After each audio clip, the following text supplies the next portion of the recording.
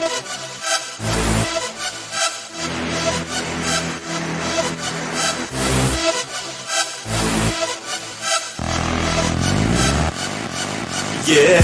I'm back and I'm better than ever. I am feeling myself and I should, cause in my mirror is the face of a young dog. Come on, go hard. And y'all don't want it with me. I'm back and I'm better than ever. I am smelling myself and I should, cause in my mirror is the face of a young king. Yeah, it's no thing. Y'all don't want it with me. I'm back on my ish walk with a ditty bop. Yeah. Baby keep licking her lips at me, I see her mama. But I proceed to strutting my stuff. I'm listening to the Black Album, no love for the suckers. I got my shoulder brush. Money is folded up, jeans is freshly pressed. I stop to fold the cuffs, I'm smoother than butter, baby. You love it, baby.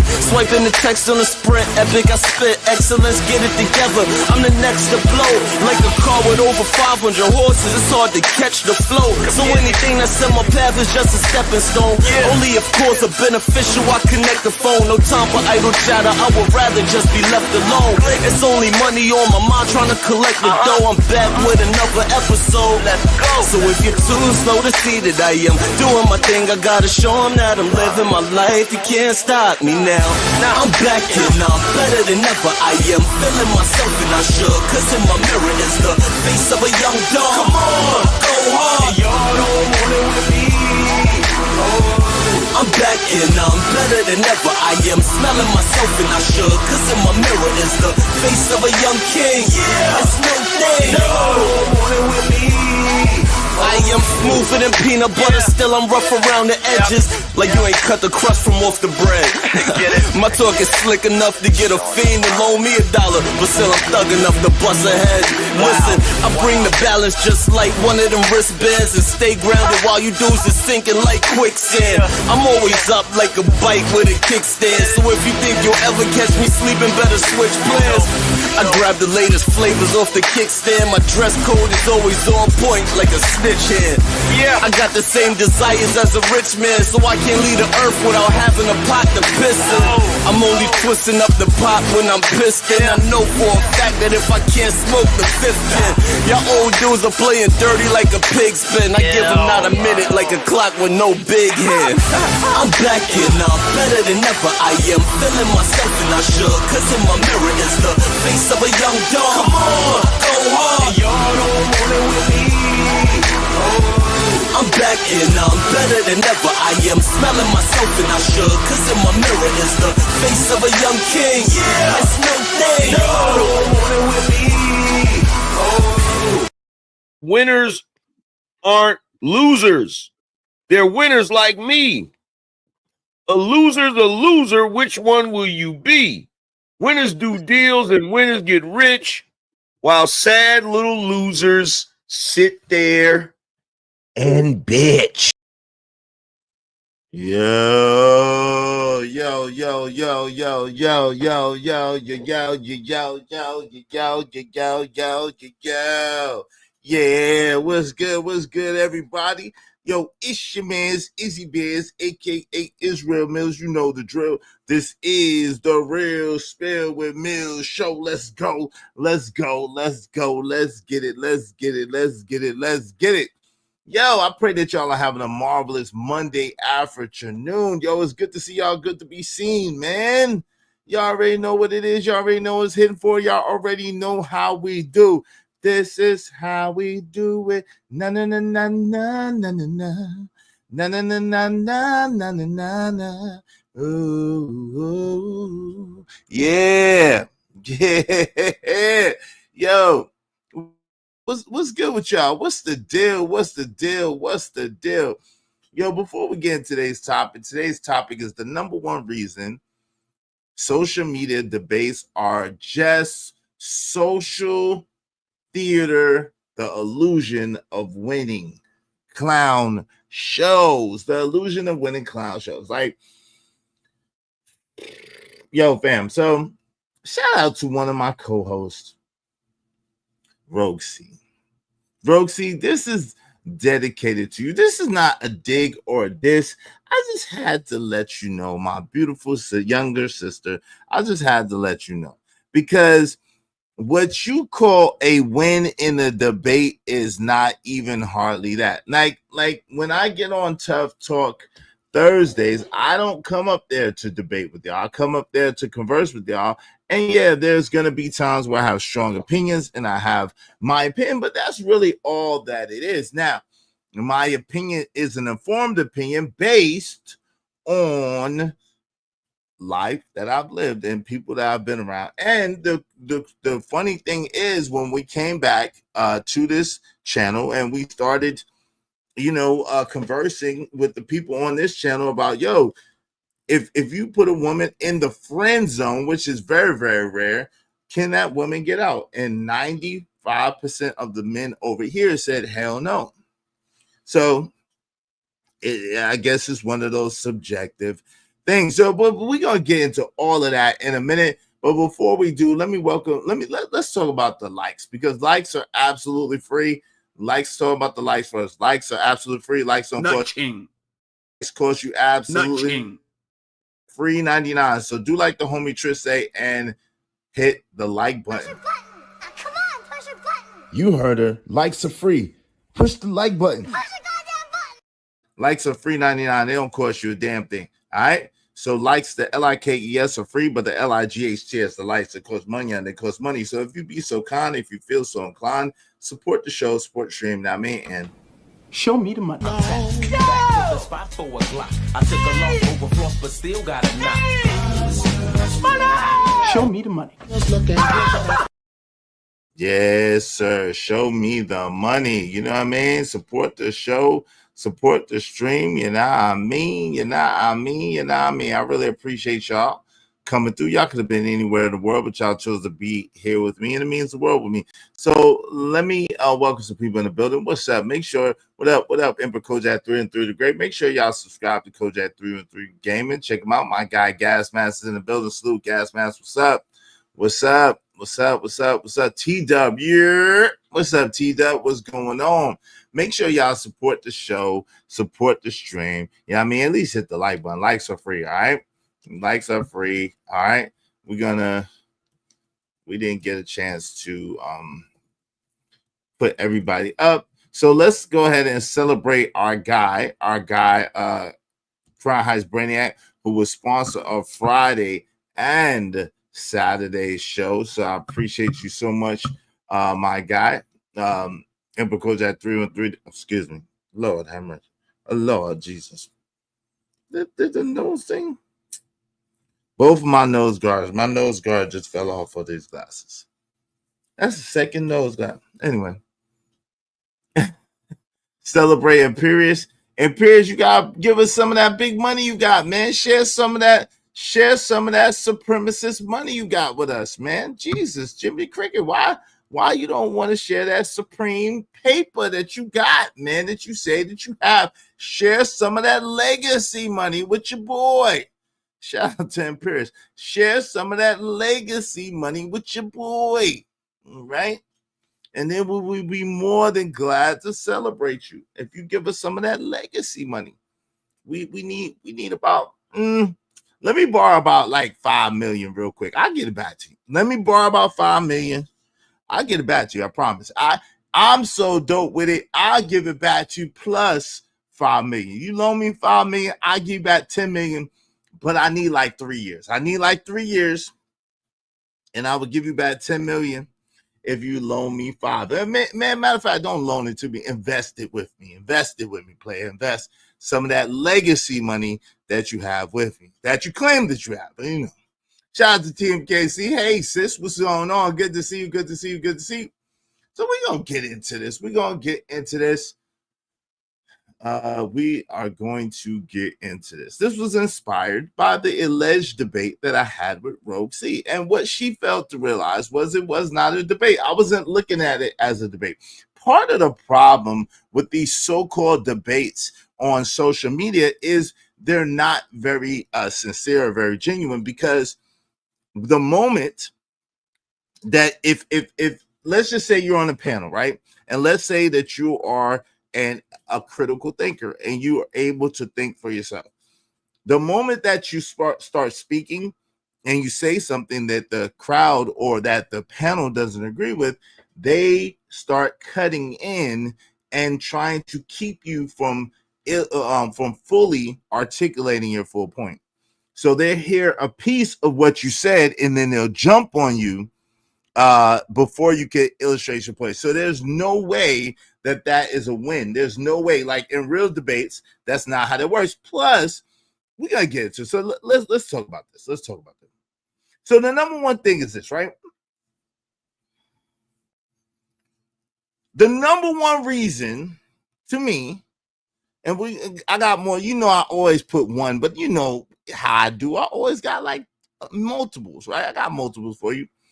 The number one reason why social media debates are pointless, and this is the truth that nobody admits, right? You think debates online prove something? Like do you really think that online debates prove something? They don't, because nobody is listening. Nobody is listening, right?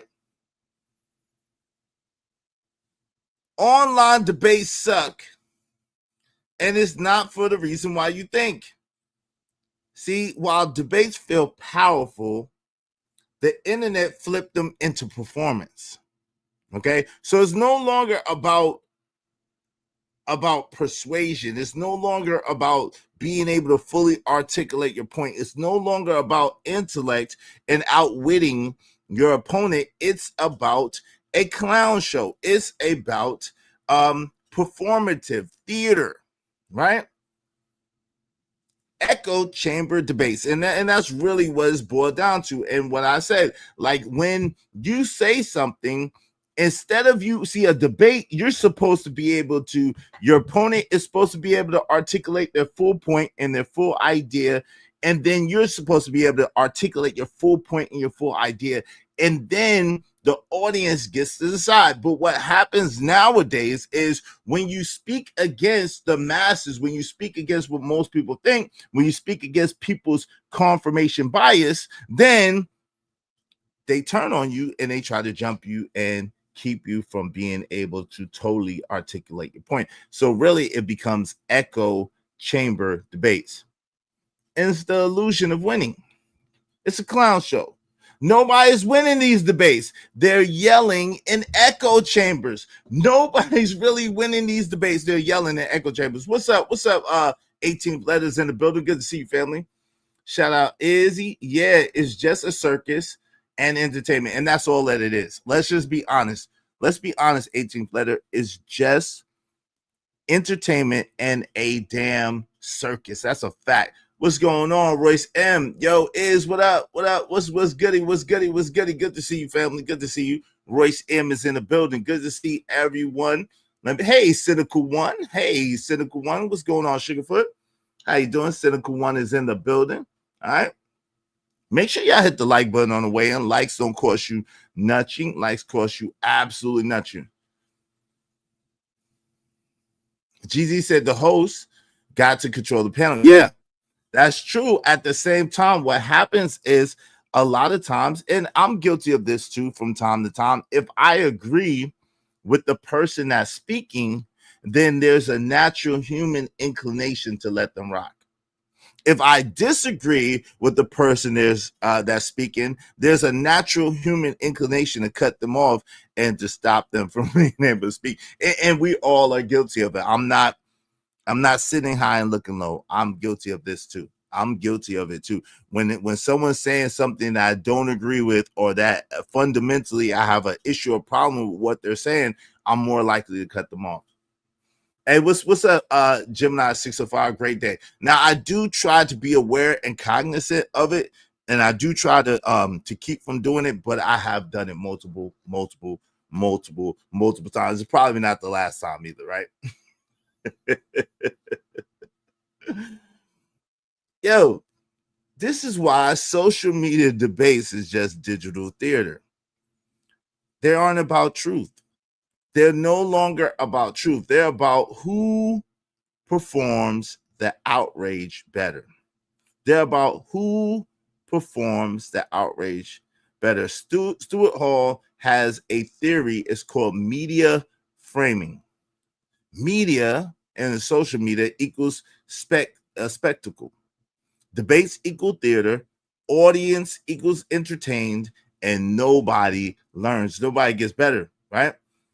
The secret truth: debates don't change minds. Stories do. Ever notice nobody changes from a debate, but stories go viral? You ever notice that? That's why, when they asked me, when they was trying to make it, I've always said no. I don't want to be one of the great debaters. Y'all got it. Because this is the thing too. Even in a collegiate setting, even in a professional debating atmosphere, you have to be able to debate the affirmative and the negative position. So meaning you have to be able to debate for or against whatever the topic is. And sometimes in some platforms, you don't even know if you're going to have the affirmative position or if you're going to have the position against what you believe in. Now, to me, some people believe that that is a sign of intelligence or that is a sign of superior thinking. I adamantly disagree. Right? Now, granted, it is good to know from different perspectives or different point of views. If you're a lawyer or if you're a negotiator or whatever the case may be by profession, it is absolutely impertinent for you to understand both sides of the argument, right? However, and follow me on this, no one has said this, but this is why I truly believe. I believe that's why, especially think about this. Think about how liberal, how open-minded a lot of college students are, a lot of college age students are. And I would argue it's because of this mentality and mindset of anything goes. It's this mentality and mindset of having to not only empathize with people, but it's like this generation wants you to sympathize with them, meaning empathy is being able to put yourself in someone else's shoes without having to experience what they have experienced, right? You can look at it from a distance and you can say, okay, well, maybe I could understand. Sympathy is when you feel what someone else is going through and you feel sorry for them as a result of it. And I believe all this sympathy is what's making our society weak. It's what's making our society terrible. Because no longer have we just been able to look at somebody else and say, yo, you know what? If I was in their position, I might feel the same way too. No. We have taken on their banner. We have taken on their plight. We have taken on their trouble and their trauma. And the truth of the matter is, especially people that look like us, we're not in no position to do that. We're not in no position to do that. People that look like us are in absolutely no position to do that. We need to mind our own business. We need to mind the business that pays us. We have allowed everybody to commandeer our struggle. My man, Dr. Claude Anderson, the great Dr. Claude Anderson, has spoke about it the best and the most. He spoke about how, and this was a while ago, how by the year 2030, so-called Black people in America will be a permanent underclass. And the reason was, and he was speaking about this since the 70s and the 80s, but he was saying the reason is because so-called Black people allow everybody else to commandeer our struggle. So-called Black people allow everybody else, allow everybody else to be able to attach themselves and align themselves with us. I don't know why it won't let me.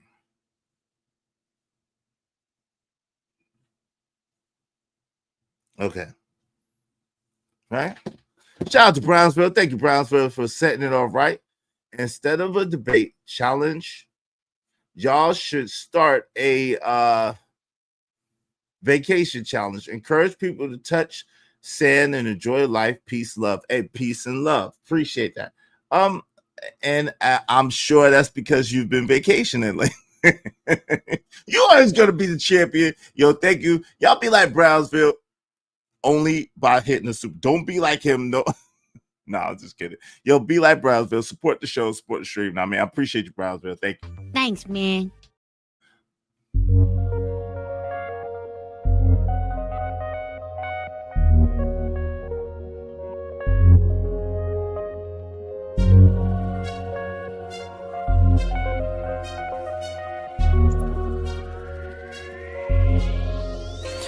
It don't matter what the situation. I'm just tryna climb any obstacle a nigga facing. See it through in due time. It's a marathon, you gotta pace it. You can't press rewind, you get left behind. Just grind and the rest be fine, fine, fine, fine. No matter what the situation. Appreciate Brownsville. Because of Brownsville, we only need 24 more people, at least $5 a piece to reach our goal. Help us reach our goal today. I really appreciate you. Thank you. Let me do this because there's a couple of things I've been neglectful of doing. Let me celebrate my guy, Crown Heights Brainiac, real fast. Thank you very much, Crown Heights Brainiac, for sponsoring Fridays and Saturday show, man. We're really appreciative of you and all that you do over here, man. Let me celebrate my guy, Crown Heights Brainiac, man. I think he's triumphant. I think we're gonna do some Life of the Legend triumphant. I think my guy is triumphant. All right, so we're gonna hit him with some triumphant real quick, like the legend. Let me get his crown up. We gotta put my man's crown up. Put your crown up, player. Put your crown up. I get my guy's crown up. Boom, boom, boom, boom, boom. Boom, boom, boom. Boom, boom, boom, boom, boom.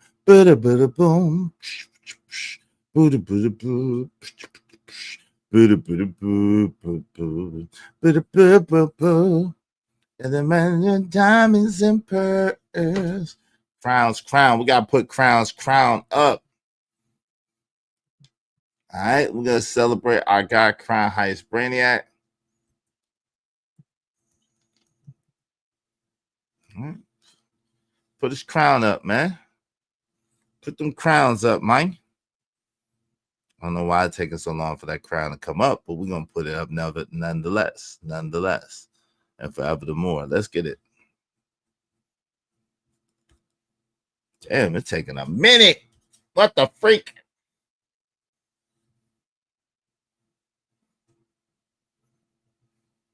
Why it's taking so long, son?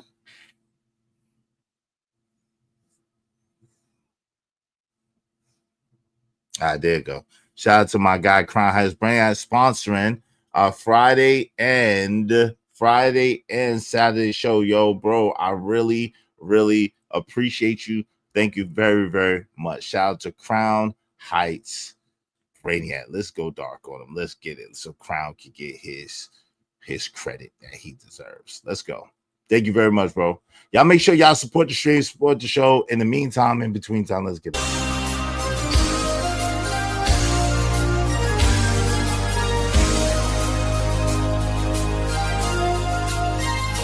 They say make a rap for the club, I tell them I gotta be true. Right now it's niggas who's robbing because they need food. And I'm a hypocrite, knowing that it's niggas who need shoes. I'm in a store copping like I need truths. So my pen's what I speak through. To telling me intention of my fly ain't to tease you now. It's reward of a hard road that I survived. Designer clothes that I cop symbolize the grind. Some forever stay broke, I'm not surprised. They on the Xbox, chilling like they got the time. I just talk to God like if I should die. My D's earn me wings so that I could fly. Then I fall back. It's like you can't show you confident without them trying to say you think you all that. And if I do, it's cause I earned that. Success is a lesson of progression. Haters never get to learn that. I've been through it, I'm still in it. I'm not finished, I got a tremendous rhyme, so triumphant. I gotta win, I'm still action. Yeah, life's a game. Put the top down means that I'm close to the top now. But can't get there if I don't climb. I make moves, they hate on me. You in the same place, don't wait on me, I'm gone. I suppose I've been going through the motions of getting forced love from those I thought were close friends. I try to warn them of hoes who do the whole shit. Don't treat her like a wife, she ain't the shorty to post with.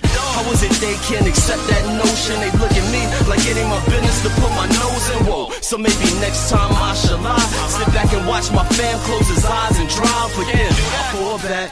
Tell him put his seatbelt tight, have a safe trip. I won't be alone for the ride. You think it's love, cause they love to see you ball with them. But if they fall, hope you fall with them. That ain't love, and all along I thought that ain't us. Like I'ma let you stay down, cause that ain't trust. And I realize the fact is that the top is a fortress of solitude. Cool, homie, I got this. I've been through it, I'm still in it.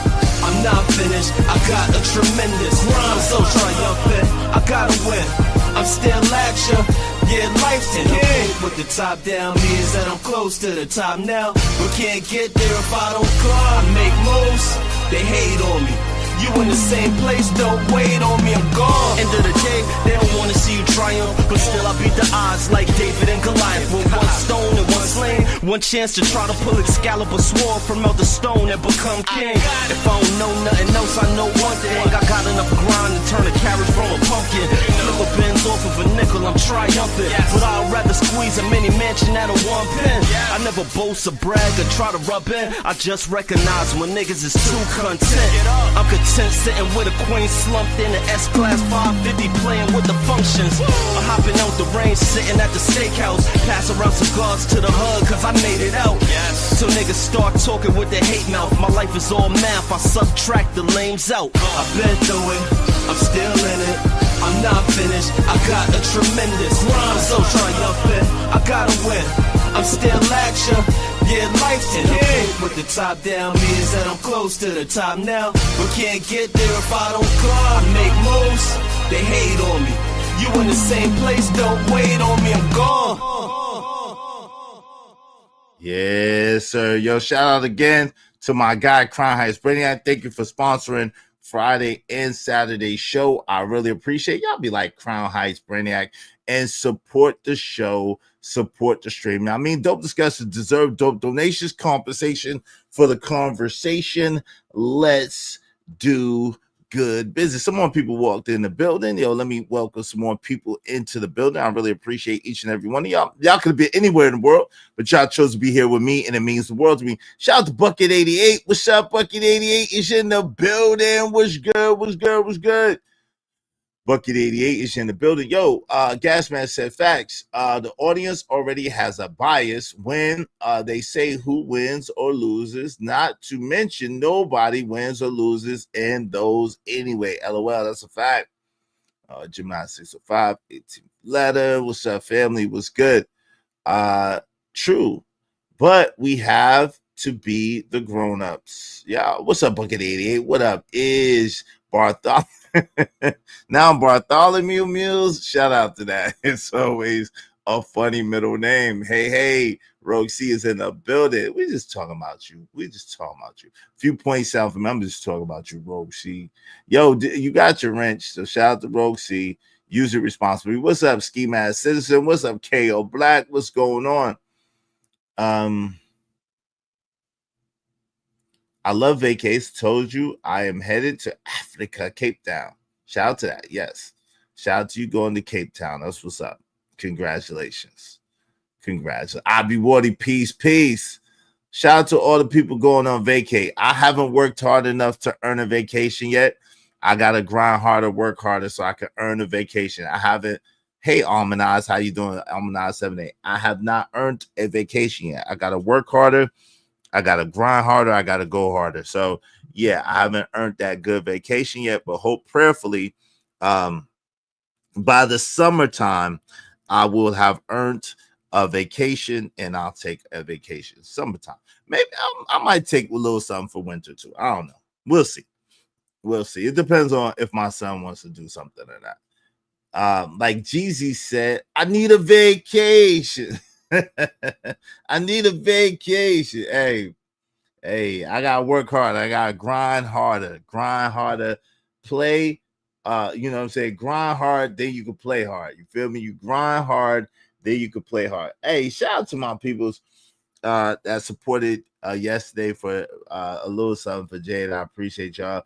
Listen, y'all make sure y'all support the show, Sports Stream. Now, I mean, so this is the crazy thing, right? So I was telling Rogue, I think Rogue, if you're listening, this is the thing, right? So Rogue C says she cooked me in a debate, and I adamantly disagree. Now, let me tell you why I disagree with Rogue C that she did not cook me in a debate. First and foremost, she was allowed to fully state her point. When I went to go and articulate my point, and they heard that I disagreed and they heard what I said, immediately 2, maybe 3 people jumped in on the topic. And so I wasn't able to fully articulate my point. That's the first thing. Second thing is, I'm not telling you from a textbook definition of anything.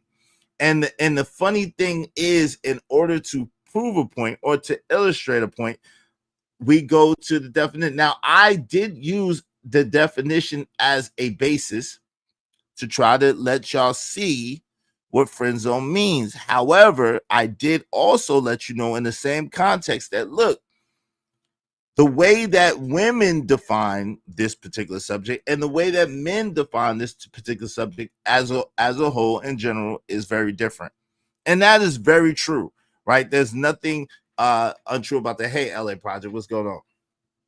Right? That's absolutely positively true. The way that women look at a word such as relationship and men look at a word such as relationship is very different. The way that men look at a word such as intimacy and women look at intimacy is very different. We're wired different, so our perception of terms, of words, of reality is very different sometimes.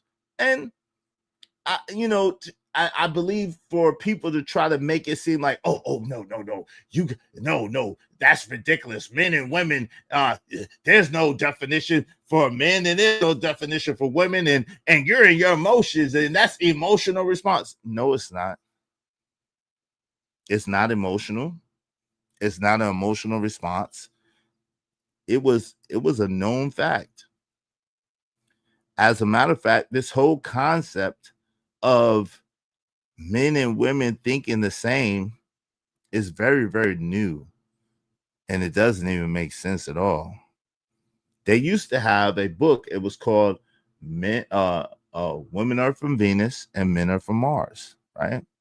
And so the reason why is because you have to, especially when you're with someone for an extended period of time, when men and women are in relationships for extended periods of time, they have to come up with a way of communication that works for them. It's like men speak one language and women speak another language, but they have to come up with a relationship language, a couple language that both of them can understand and both of them can live with. Because our communication styles are, for the most part, very different. This is why it's so easy for us when we go back and forth for things to be labeled as a gender war. It's not really a gender war, is that we just look at things very different. Is that we just really have different ideas and concepts of things, right? So let's take a term like blue, right? There's like 3 different blues, even right here. This is blue. No, this is black. Is this black? I don't know.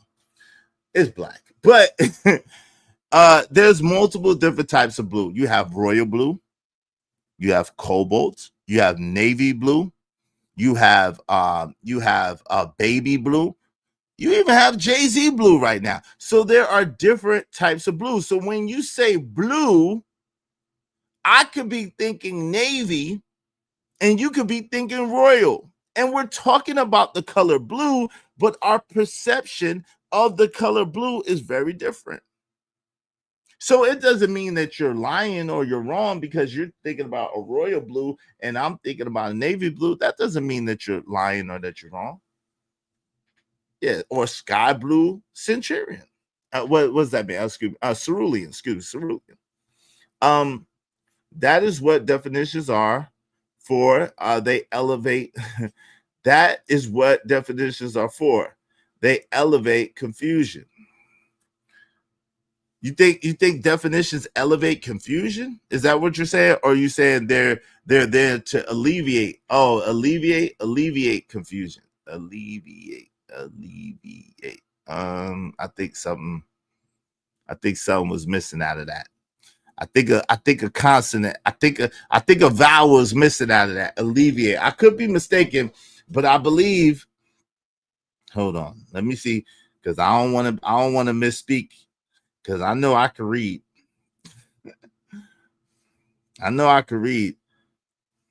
I think you meant alleviate, but that spells elevate, if I'm not mistaken. How do you spell alleviate? Yeah. It's some vowels missing, sweetness. It's some vowels missing.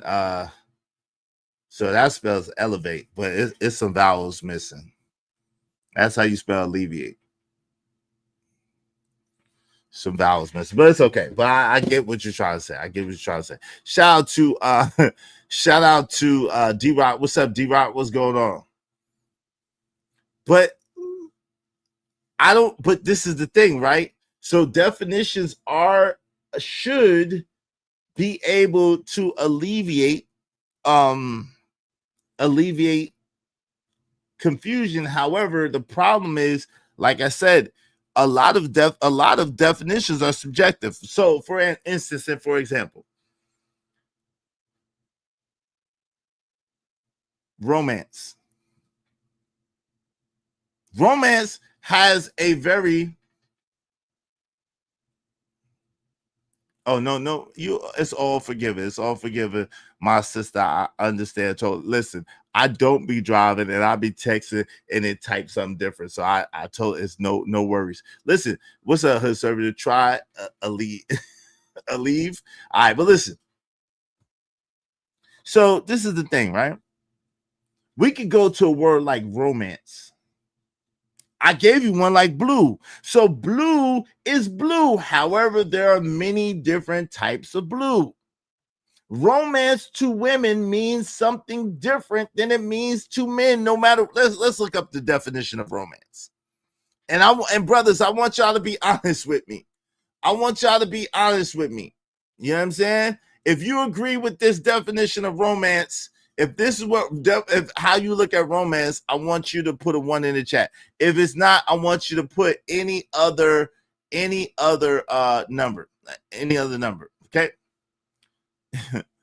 And this is interesting because so we're gonna go to romance. This is not how I would define romance at all, myself personally, but hey, it is what it is. So romance is a feeling of excitement and mystery associated with love. A quality of feeling of mystery, excitement, and remoteness from everyday life. Put a 1 in the chat if brothers, the gentlemen, if that's how you would define, if that's what you think of when you think of romance. I don't even think women think of that when they think of romance in modern day. I don't even think women think of it in that terms when they think of it in modern day, if I'm not mistaken. But exactly too. Hey, if put a 1 in the chat if you're a man and you identify with this definition of romance. Put any other number in the chat if you don't know what the hell they're talking about. If you like, what? Nigga, what? You lost your rabbit ass mom. What up, Willing to Win? What's good? Good to see you, family. What's good? They use the word mystery in both iterations of the word, so it's subjective by that definition. Yeah, weird definition, right? It's a weird definition. So this is a prime example of a word that men, we don't look at it that way. And quite frankly, I don't think a lot of women look at it that way in modern times either. I don't think either one of us in our culture would define romance as that. However, if you look it up, and that's what it says. So just a prime example, right? Just a prime example. I'm gonna open up the panel shortly, but this is the thing. I think a lot of times, excuse me, y'all. A lot of times we get caught up on the minutia. We get caught up on the non-significant details. What I was trying to get Rogue C to understand was, hey, Rogue, I understand that you don't think that you're in a friend zone. But as a woman, if a man puts you there, it's not based on what you think. That's clearly what I was trying to say. Rogue, if a man, in the rare occasion, because let's be honest, we know men very rarely put women in the friend zone. We know this. We know we'll call a woman a friend, but that doesn't mean she's in the friend zone. If we call a woman a friend, that means that there's a possibility in our mind, in the back of our mind, that maybe later we'll get to her. But if we put a woman in a friend zone, that means nah, she is not, nah. But it's very, very rare that we do that. It's not something that happens often. It's not something that happens a lot. It's not something that we generally do. However, when we do it, and see, that's another thing. Women put men in the friend zone all the time, very often. Men very rarely put women in the friend zone. We'll call you our friend. We'll call you our homegirl. We'll call you our peoples. We'll call you shorty. We'll call you homie lover friend. We'll call you our boo thing. We call you now y'all got this stupid ass saying your little shit, whatever that is. Like, why would you call your person a little shit? Like, what the hell? What the hell? Anyway, but y'all got to say like my little shit or whatever. So yeah, that's the new terms, right? Oh, shorty over there, we kicking it, we parlay, we just chilling, we chillaxing, whatever version of that, right? That girl is not in the friend zone. She's not in the friend zone. Right? He better never. Yo, fam, I don't say no little shit. That shit's crazy. Hey, to me, romance is getting her flowers for no reason, to whisper sweet nothings in her ear, to tell her what she wants to hear until you get the GT. No, come on, man. We're not advocating for GTG. We're not advocating for GTG. Rest in peace to Tommy.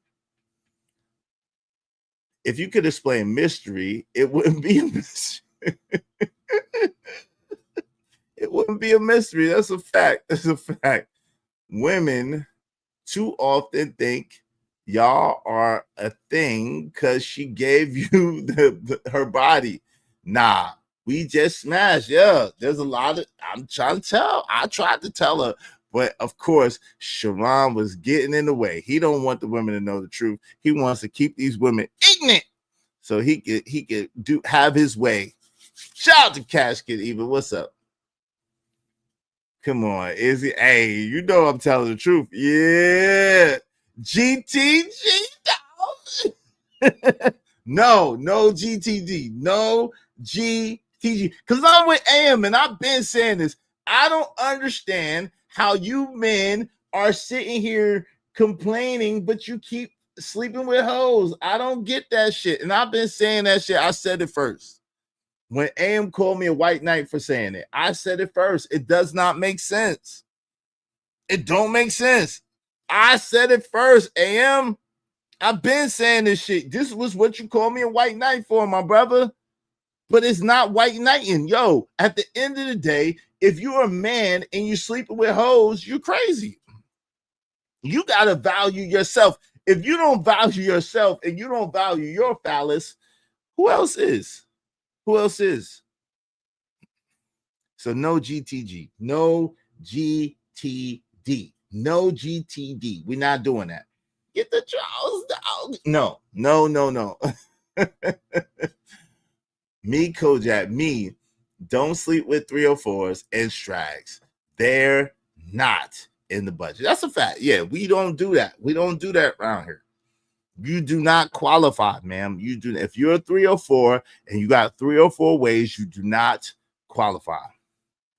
Yo, see, there go Big Dog Burger. Cats love 304s. Nah, that's crazy if they do though. Listen, if you love 304s, then you can't complain about anything. You can't. If you love 304s, you cannot. If you love 403s, 304s, H2Os, I don't know. If you love them and that's your bag, that's fine. As a man, you can choose whatever you want to do. However, you have nothing to complain about. You just better never have no complaints because it don't make sense. It don't make sense. How are you? And I've said this, and niggas act like I was the most slowest person in the world. I said the first thing that you have, this is almost 2 years ago I said this. The first thing as a man you have to understand is, what do you want? If you want 304s, that's your business. However, you cannot approach a 304 the same way you approach a woman that you want a long-term relationship with, the same way you approach a woman that you want to spend your life with. That's not the same woman. And I was clown like, oh, that's simple. Oh, well, it's so simple that a lot of y'all seem to miss it. It's so simple that a lot of y'all seem to have forgot the basics. You have to be brilliant at the basics. And the basic number one is, what do you want? Do you want to just be sleeping around here, there, and everywhere? Do you want to keep putting your peen, your phallus on Strax Palace? Do you want to keep gambling with your phallus in Strax Palace? I don't. I'm good. I'm definitely not for putting my phallus to gamble in Strax Palace. I don't want to put my joint. Oh, crap down. Oh, shit. HIV. Ah, goddamn. I don't want to do it. I don't want to do it.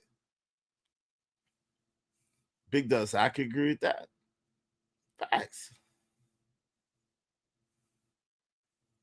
Of course, the customer got an opinion on the service. No. Well, your ass, no, that's not the service. No, it's an illegal service. Shout out to Chanel's Reality. That is an illegal service, sir. So you cannot complain to the police. Listen, you cannot. That's like, you know what that's like? That's like that person that bought weed, right? And the people gave them some shake, it gave them some oregano and some basil and some god dog and whatever else. And then they go on crying to the police like, yo, they sold me some shake and some oregano. No, you can't complain to the police. You just got. Shout out to my man Stanley D-Rock the Block. Appreciate you. Salute D-Rock. Y'all be like D-Rock and support the show, support the stream. Y'all be like D-Rock in Brownsville and support the show, support the stream. Now, I mean, thank you very, very much, family. I appreciate you. Thanks, man. I'm on my grind to get this money. I can't stop until I'm filthy. Read that with the people. Zebo like the rock. I drop. I ain't no trapper. I'm a hustler. Yes, sir. Yes, sir. Some fellas just want a wet spot for the night, not a possible headache for life. Listen, listen, D-Rock, if that's what they want, they're entitled to that as men. It's your life. You live it however you want to live it. However, again, if you're on the corner buying corner weed, then whatever you get, you get. You can't complain to the police. You can't go buy crack and then complain to the police that's mostly baking soda. Like, you can't. Go on, jump. No, I don't want to jump. Yes, you do. You smoke crack, don't you? You smoke crack, don't you? You cannot, man, what the freak. You cannot, man, they playing, man. Wow, where my shit at? Anyway, you cannot go and buy crack from the corner, and then it's mostly baking soda, and then go to the police like, yo, man, hey, man, yo, little nut, and them sold me this, man. It's baking soda, man. It's baking soda and soap. Oh, were you trying to buy some? Yeah, I was trying to buy that crack. They usually have that good, that raw and uncut. They cheating me. Oh, okay. Come with me. I'm gonna help you out. Put you in the back of the paddy wagon. Like, what are we talking about? I would like to return this crack, sir. This crack is burned. Yeah, it's not gonna work, Cash Kid. That's facts. What you choose, you got to live with. And that's a fact. Yeah, listen, you have a right to choose what you want. I'm just saying, yo, you can't be complaining when you listen. You can't be complaining. You got what you paid for. You got what you paid for. You got it for cheap, and you got cheap service. Listen, let's be honest. Debates online at this point are just ego battles, not truth battles. You're not debating for truth. You're debating for your pride.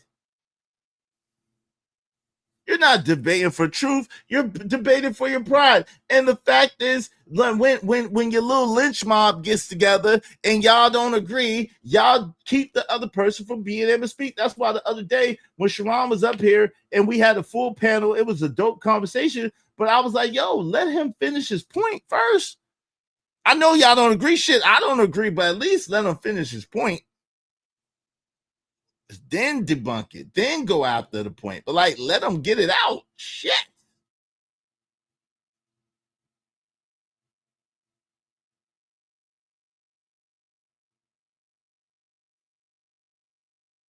The number one problem with debates online is they do not equal real conversations. It's the number one problem with debates online. They do not equal real conversation. A real conversation is you get some curiosity, you get some information, you get a heightened, enlightened sense of information. You feel good. An online debate equals combativeness and just combat. It's just yelling and screaming and fussing and going back and forth, and then it just ultimately turns into insults and ad hominem attacks and underhanded tactics. It's not really a battle of wits. It's not really a battle of intellect. It's really an excuse to go to ad hominem attacks. And because the truth of the matter is, none of us don't know shit. None of us don't know shit. But you younger people, y'all know less shit than us older people do. None of y'all know shit, but none of us know shit. None of us. But y'all younger people know less shit than us older people do. And I ain't telling my boomers because they lost in the sauce too. It's like Gen Xers, we different, and I don't think y'all realize it. We might not be as technically savvy as y'all younger folks, but yo, when it comes to intellect and intelligence, y'all can't even light a candle to us. We're so far ahead of y'all mentally, it's crazy.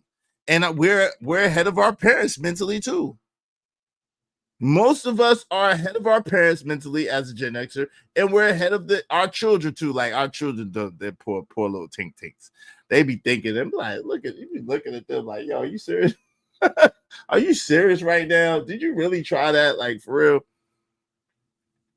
Did you really try that? So it's ridiculous. At the end of the day, it's ridiculous. You're ahead of everyone. Yeah, right, Imperious. I don't think so. I know at least one person you're not ahead of beside me. I know at least one other person beside myself that you're not ahead of. Taz, spank that ass, spank that ass, spank that ass in front of everybody. Taz, but I appreciate that y'all had the conversation. That was a debate, and that was dope. Because y'all wasn't able to go to ad hominem attacks. Y'all kept it to the points. You presented your points. He presented his points, and the people got to decide. So that was dope, and I really appreciate it. And that was dope. I like that. I like that when people keep it to the points, when people put their points and present their points and allow the people to decide. No ad hominem attacks, no slick shit. Even though y'all try a little slick shit every now and then, but for the most part, it was on the up and up, and I appreciate that. No. Well, I mean, and listen, you're gonna see it how you see it, and that's cool. I'm not mad at you. You know everything. You know everything about anything. Shit. What's up, D's? Is all of us millennials are no fools. Nah, y'all are not fools, but y'all not quite as smart as y'all think y'all are. Y'all are not fools. Y'all not dumb at all, right? But millennials, Y'all are missing. I don't know what y'all missing. Like my little brother, and he tells me, he like, yo, bro, I should listen to you.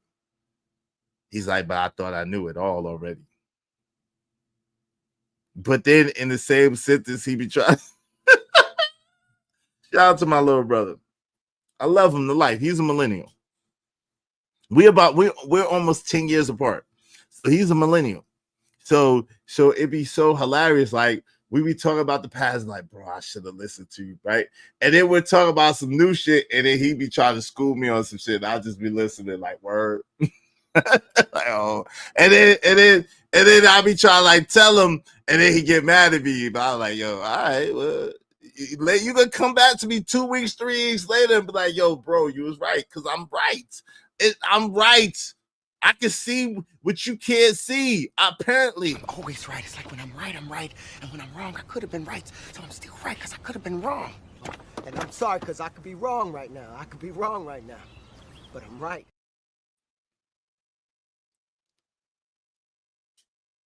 just saying. Yo, Kosa, I hate they got us born at 81 to 84 as millennials. Yeah, y'all could be Gen Xers. PlayStation was you? Huh? AOL was you? You ushered in tech. No. You don't get that. No. PlayStation came out when I was 18, 19 years old. I had a job, so I was able to buy a PlayStation for myself. PlayStation came out when I was like 17, 18, 19, somewhere around there, 17, 18, 19 years old.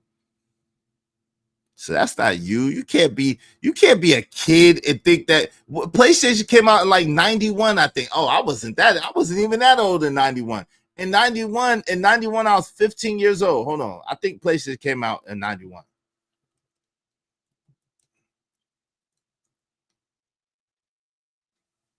PlayStation. That's when they had the PlayStation. Okay, 1994. Okay, yeah. Yeah, okay. So officially it came to North America September 1995. Yeah, shit. 1995. I was 19 years old. So I was a older teenager, so I was able to buy. Who you think was buying the PlayStation? We was. Y'all was damn 9 and 10 years old. Y'all couldn't buy shit. That's not y'all. Y'all couldn't buy shit. No, we ushered in. Yo, as a matter of fact, D's right hand of God. When the internet came, them 3-letter boys came to my school and they did a whole presentation about the internet coming, www, that's what it was back then, the World Wide Web. And they did a whole presentation about the World Wide Web and how we need to get computers and how we need to figure out how to work it, AOL and what's the other shit? The other shit. I don't know. But anyway, but yeah, they came to school and yeah, we ushered that shit in. Y'all ain't ushering no shit in. Yeah, usher no shit in. Yeah, it came out in 95, but then I told you I was 19 years old.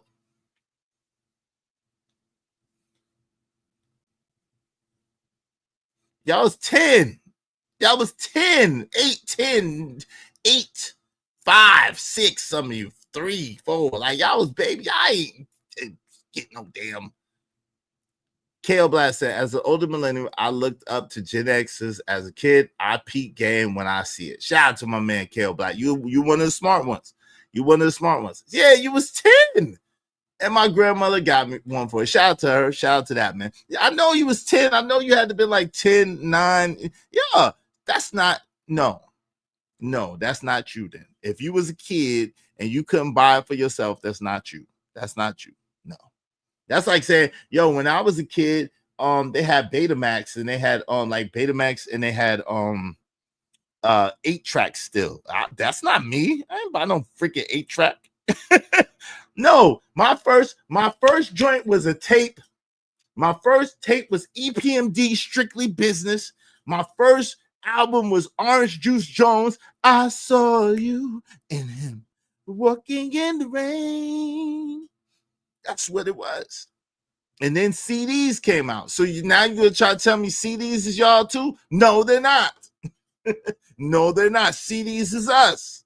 CDs is us. We can't take no credit for the record, even though the record came out when the cassette tapes came out. We can't take no credit for that because I couldn't buy no cassette tape. I was 10 years old when cassettes came. I was like 8 or 10 years old when cassettes first came. I couldn't buy shit. So no. What's up, Cole? Like shit, Netscape. You was a smart 10. I bet you was, fam. I bet you was. My brother was a smart 10 too. I was buying shit in 1995. I was 13 and I had a hustle. Shout out to that. Gen X is a mess. The lies you tell. You shut your lying nigga lips up. You shut your lying nigga lips up.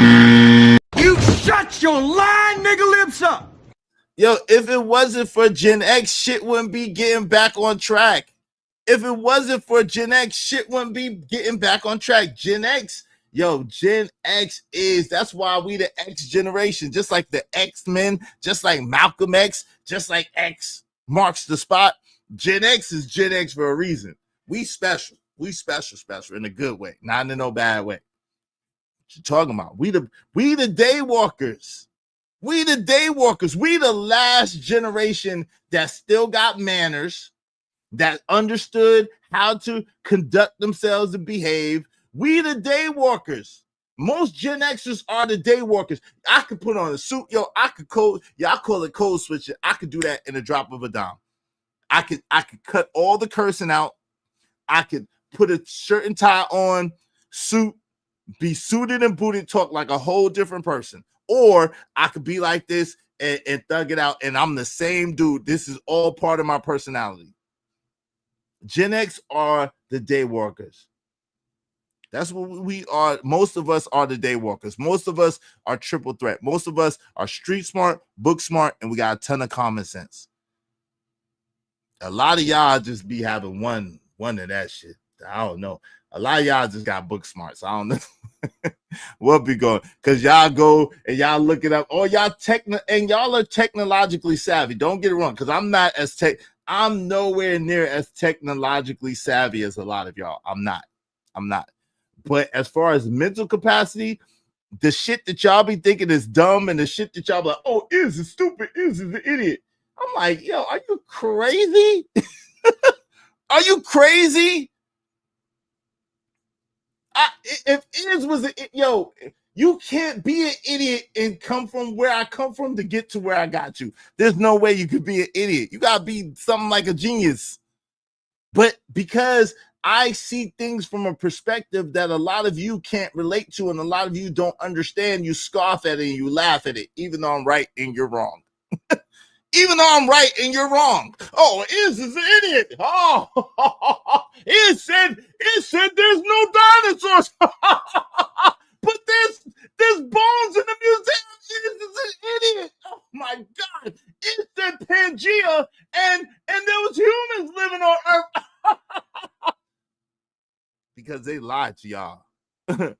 y'all listen, let me tell y'all the truth.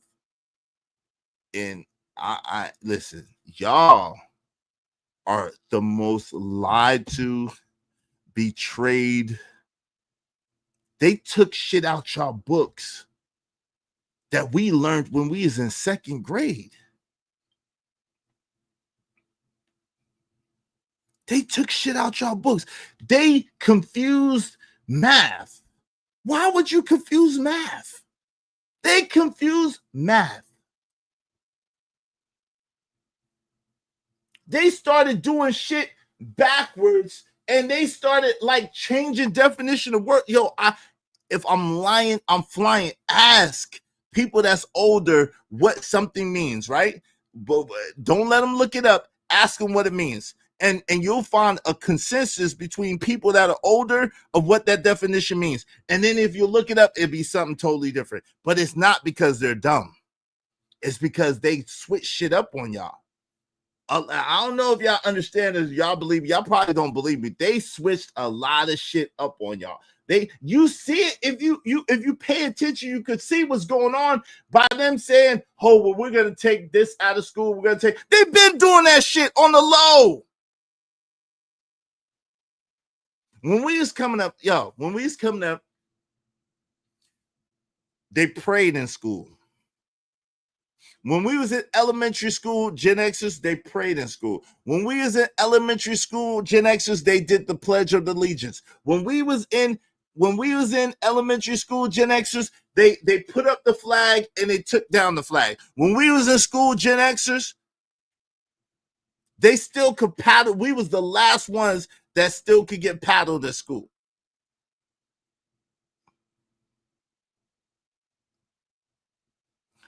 I'm gonna put it like this. When I was in third grade, I told the story before, but I don't think y'all really understand. My teacher tried to teach the class that Egypt was in Europe. I went to a Montessori school. I was in Phoenix, Arizona, or Mesa, one of the two, but I was in Arizona. And I was in third grade, and I went to a Montessori school, and the teacher's name was Rick. With the damn corn stash, right? And I remember him to this day. Tall white man, lanky white man named Rick. He locked me in the closet because the nigga tried to tell us that goddamn Egypt was a part of Europe, and I was like, no. And then I was able to go to the map in third grade. I couldn't have been no more than 6, 7 years old, and I was able to go to the map, and I pointed to the map, and I showed Rick and his dumb ass. No, Rick. Egypt is in northern Africa. See, they tried that technology shit with us too. Let me be honest with you. They tried that technology, but we had Anthony Browders. We had Ivan Van Sertima's. We had, and these men are not Gen Xers, by the way. I'm just saying these men are silent generation. I think Anthony Browder might be a boomer, or he might be a little bit older than that. I'm not sure, but Ivan Van Sertima is like silent generation or greatest generation. John Henry Clark is like silent generation, greatest generation. Don't give me the line. But we had thought leaders that was out, that was speaking. So it wasn't no way. They tried it, but it was in no way. They tried it. They tried to tell us all types of shit. They tried to tell us that Egypt, but because we had people that was thought leaders of thought, if you had parents that was trying to be conscious and aware, your parents taught you different. So they tried to teach us that, the Egyptians were Europeans, or the Egyptians were Arabs. No, they weren't. They might be Arabs now, but they weren't Arabs then. As a matter of fact, if you look at a map, even present day is very telling what those people had to look like.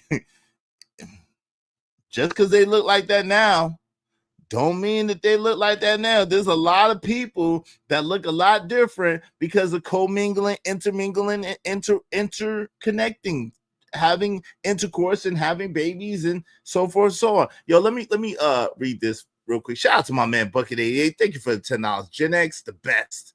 Don't play with it. Facts. We the best. We the best. Shout out to my guy Bucket 8. All the Gen Xers hit the super chat, man. All the older millennials, y'all are in here. Older millennials, if y'all born between 81 and 84, y'all are doctored in, okay? All my older millennials and my Gen Xers hit the Cash App or super chat and represent. Thank you very much. Y'all youngers, y'all can represent too. Yeah, that's the only way y'all gonna be able to represent is through a Cash App or super chat. Y'all represent, man. Support the show, support the stream. You know what I mean? Appreciate y'all for real.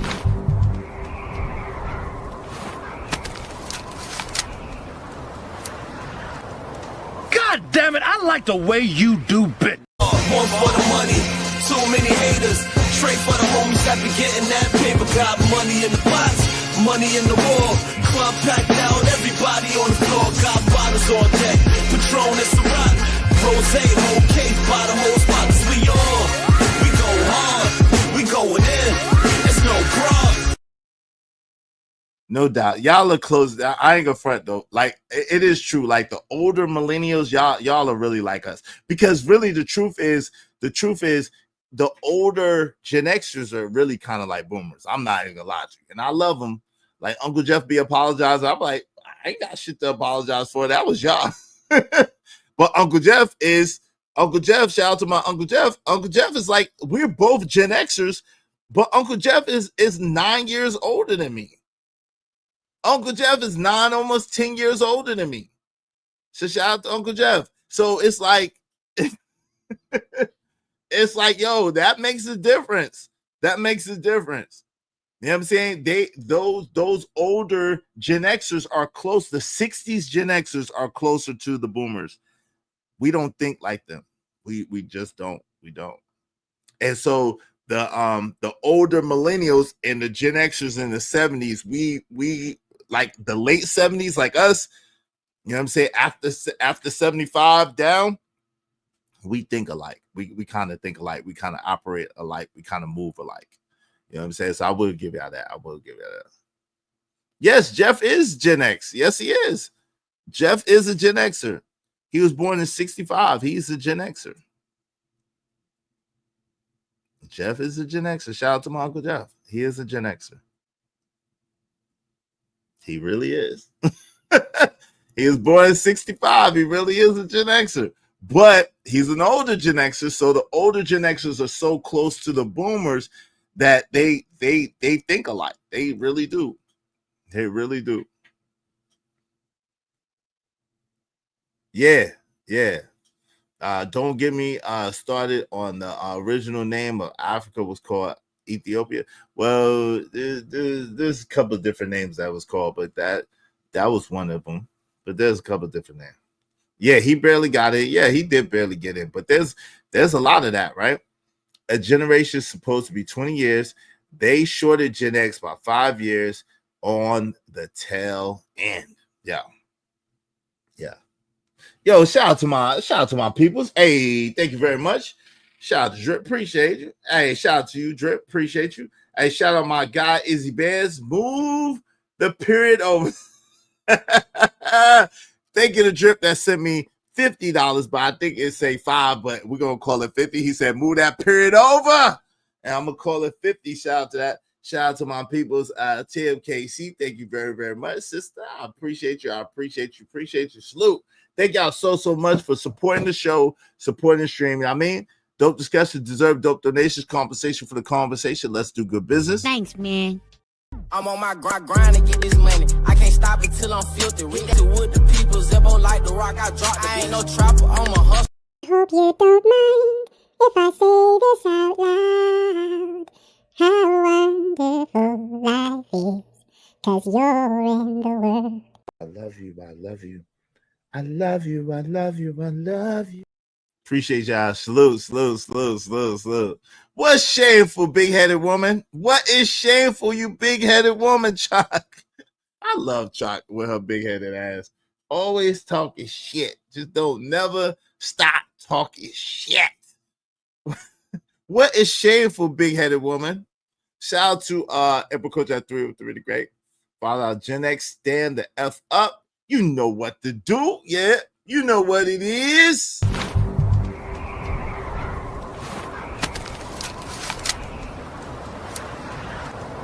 God damn it, I like the way you do bit. Got his own money.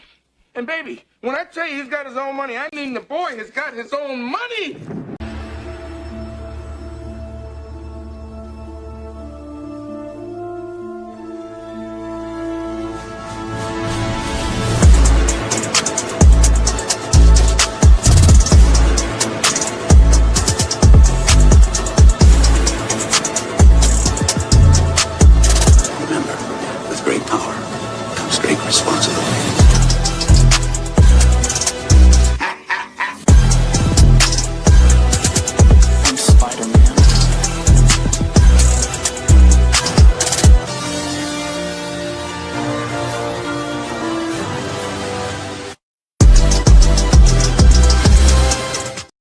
Shout out to Emperor Kojak 303 the Great. Yo, if you want to be individually recognized, we just have 5 more slots. 5 more slots. Make sure you support the show, support the stream. You know what I mean? Tell them little Cash App during this stream. The Cash App from Izzy Bands. Yeah, bruh. $50. Quite funny to keep $50. Get a $50. Support the show, support the stream. You know, I mean, appreciate. Shout out to Lil JD. Pray all is well. Hey, Emperor Code said, all hail the Supreme Emperor Kojak 3 and 3 the Great. Either bow down or get put down, batches. Dilly, dilly, dilly, dilly. Yo. What I try, Drip? What did I try, Drip? Drip, what I try, buddy? Yo, yeah, she always talking hella shit. She said happy Monday. Cause it's Monday. Lil JD. Yeah. Shout out to Lil JD. Hey, speaking of, man, hey, make sure y'all support the show, support the stream. Nah, hey, listen, Drip. You already done took Drip. You on thin ice. You already done took. I'm gonna give you this. You done took my damn Cheers joint. You done took my Cheers joint, but I ain't gonna front. You did a little better job with it than DJ Witch Doctor. Don't tell him I told you. Don't tell him I told you. He know. All right. So you already took my Cheers joint. Don't be trying it. You already took my Cheers. I peeped it, but it's fly. So I let it be because it's dope. And it's better than mine. You know what I'm saying? It's better than mine. But yeah, DJ Witch Doctor, I've been had the Cheers joint. Nigga, watch. Hold on. I've been had the Cheers joint. Watch. I just didn't play it that much. Yeah. Oh, yeah. I've been had that, bro. Yeah. Yeah. Shout out to KO Black. Appreciate you. I'm basically a Zennial. Yeah, Zennial. Shout out to the Zennials. The Zennials, y'all count. Zennial lives count too. I think I'm a Zennial too. Zennial lives count, man. Shout out to all the Zennials out there. Thanks, man. Yo, matter of fact, KO, we're gonna play the joint for Drip. You know what I'm saying? Drip tried to steal our joint to my head, never heard. You heard that. You heard the you know what I'm saying? You heard our Cheers joint, man, that we've been had like years ago, man. We had this since 2024, man. We had this since 2023 going into 24, man. Drip.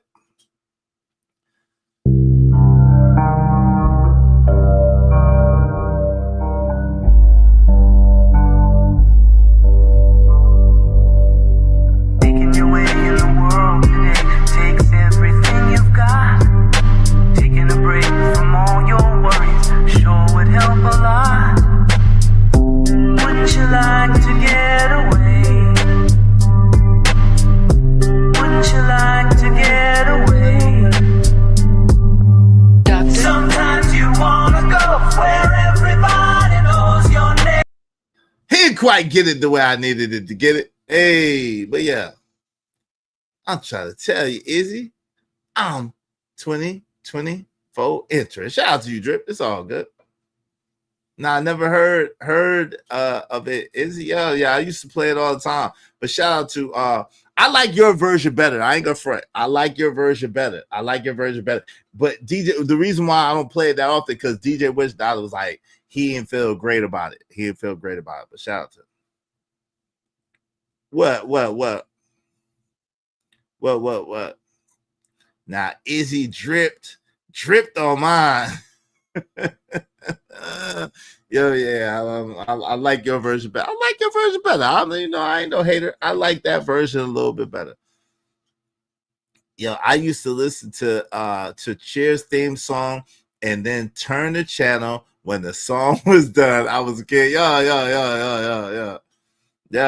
Hey, I'm gonna drop the panel. I'm gonna drop the link in a second. Yo, because of Drip, we just need 19 more people. Because of KO Black, we just need 19 more people. 19 more people, at least $5 a piece. Y'all help us reach our goal, man. Help us reach our goal today, man. So we're gonna chop it up.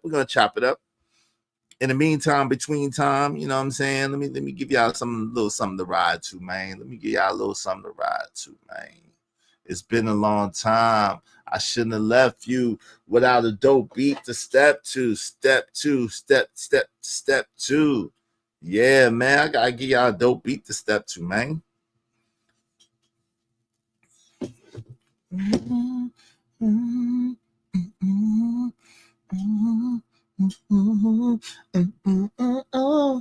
I first should also see. Yeah.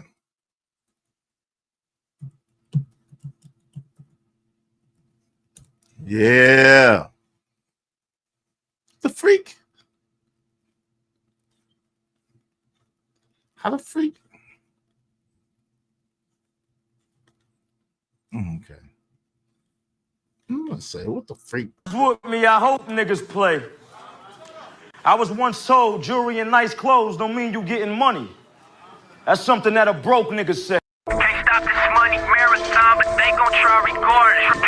2 guns with me, I hope niggas play. I was once told jewelry and nice clothes don't mean you getting money. That's something that a broke nigga say. Can't stop this money marathon, but they gon' try regardless. Can't stop this money marathon, but they gon' try regardless. Can't stop this money marathon, but they gon' try regardless. Rewind selector, come down, rewind selector. Can't stop this money marathon, but they gon' try regardless. Can't stop this money marathon, but they gon' try regardless. Can't stop this money marathon, but they gon' try regardless. I made it like that, I want it like that, I made it like that, I want it like that, I'm living like that. Yeah. Doctor? I never brag, how real I keep it, cause it's the best secret. I rock a vest, prestigious, Cuban link, flooded Jesus. Intellects watching Kathy Lee and Regis. My actions are one with the seasons. A text freezing, executioner. Wintertime I rock a fuck, mega popular, center of attraction. I want it like that, I'm living like that. I made it like that, I want it like that, I'm living like that. 2 guns with me, I hope niggas play. I was once told jewelry and nice clothes don't mean you getting money. That's something that a broke nigga say. Bars. Shout out to Good. There's a difference between being good and being goods. Yo, shout out to Goods, man. Shout out to Goods. 2 guns with me. I hope niggas play. I was once told having jewelry and fly cars doesn't mean much. That's what broke niggas say. Yo, let's get it. Yo, shout out to Rogue C. Thank you so much. Shout out to the geriatric bunch. Oh, Lord. See, you should hope, young lady, that you get to be an elder. You're going to want to be an elder. Trust and believe. That's the point of living. And if 40-something is geriatric, I don't know. If 40-something is geriatric, I don't know. But thank you so much, Rogue C. I appreciate you. I'll be like Rogue C. Support the show. Support the stream. Hope you don't mind if I say this out loud. How wonderful life is, 'cause you're in the world. Can't stop this money marathon, but they gon' try regardless. I love you. I love you. I love you. I love you. I love you. Let me take my butt back to work. Go to work. That's why I like it. What you like? What you like? Ooh, and I like it. That's why you like. What you like, girl? What you like? What you like, girl? Yo, we about to drop the link, man. We about to drop the link. My mama stayed watching Roseanne, though. Yeah, shout out to Roseanne. Roseanne was funny. Shout out to Dan. Shout out to Dan from Roseanne, man. Man, what? John Goodman? That's the man right there. John Goodman was that guy. Okay, he was that guy. Because he didn't give a fuck. He didn't give a fuck. Shout out to him. Shout out to Al Bundy. He didn't give a fuck. Shout out to George Jefferson. He didn't give no fucks. Shout out to, even though I don't know, George Jefferson did every once in a while he would punk out. You know what I'm saying? I like Al Bundy and John and Dan because they kept that same energy. They kept that same energy.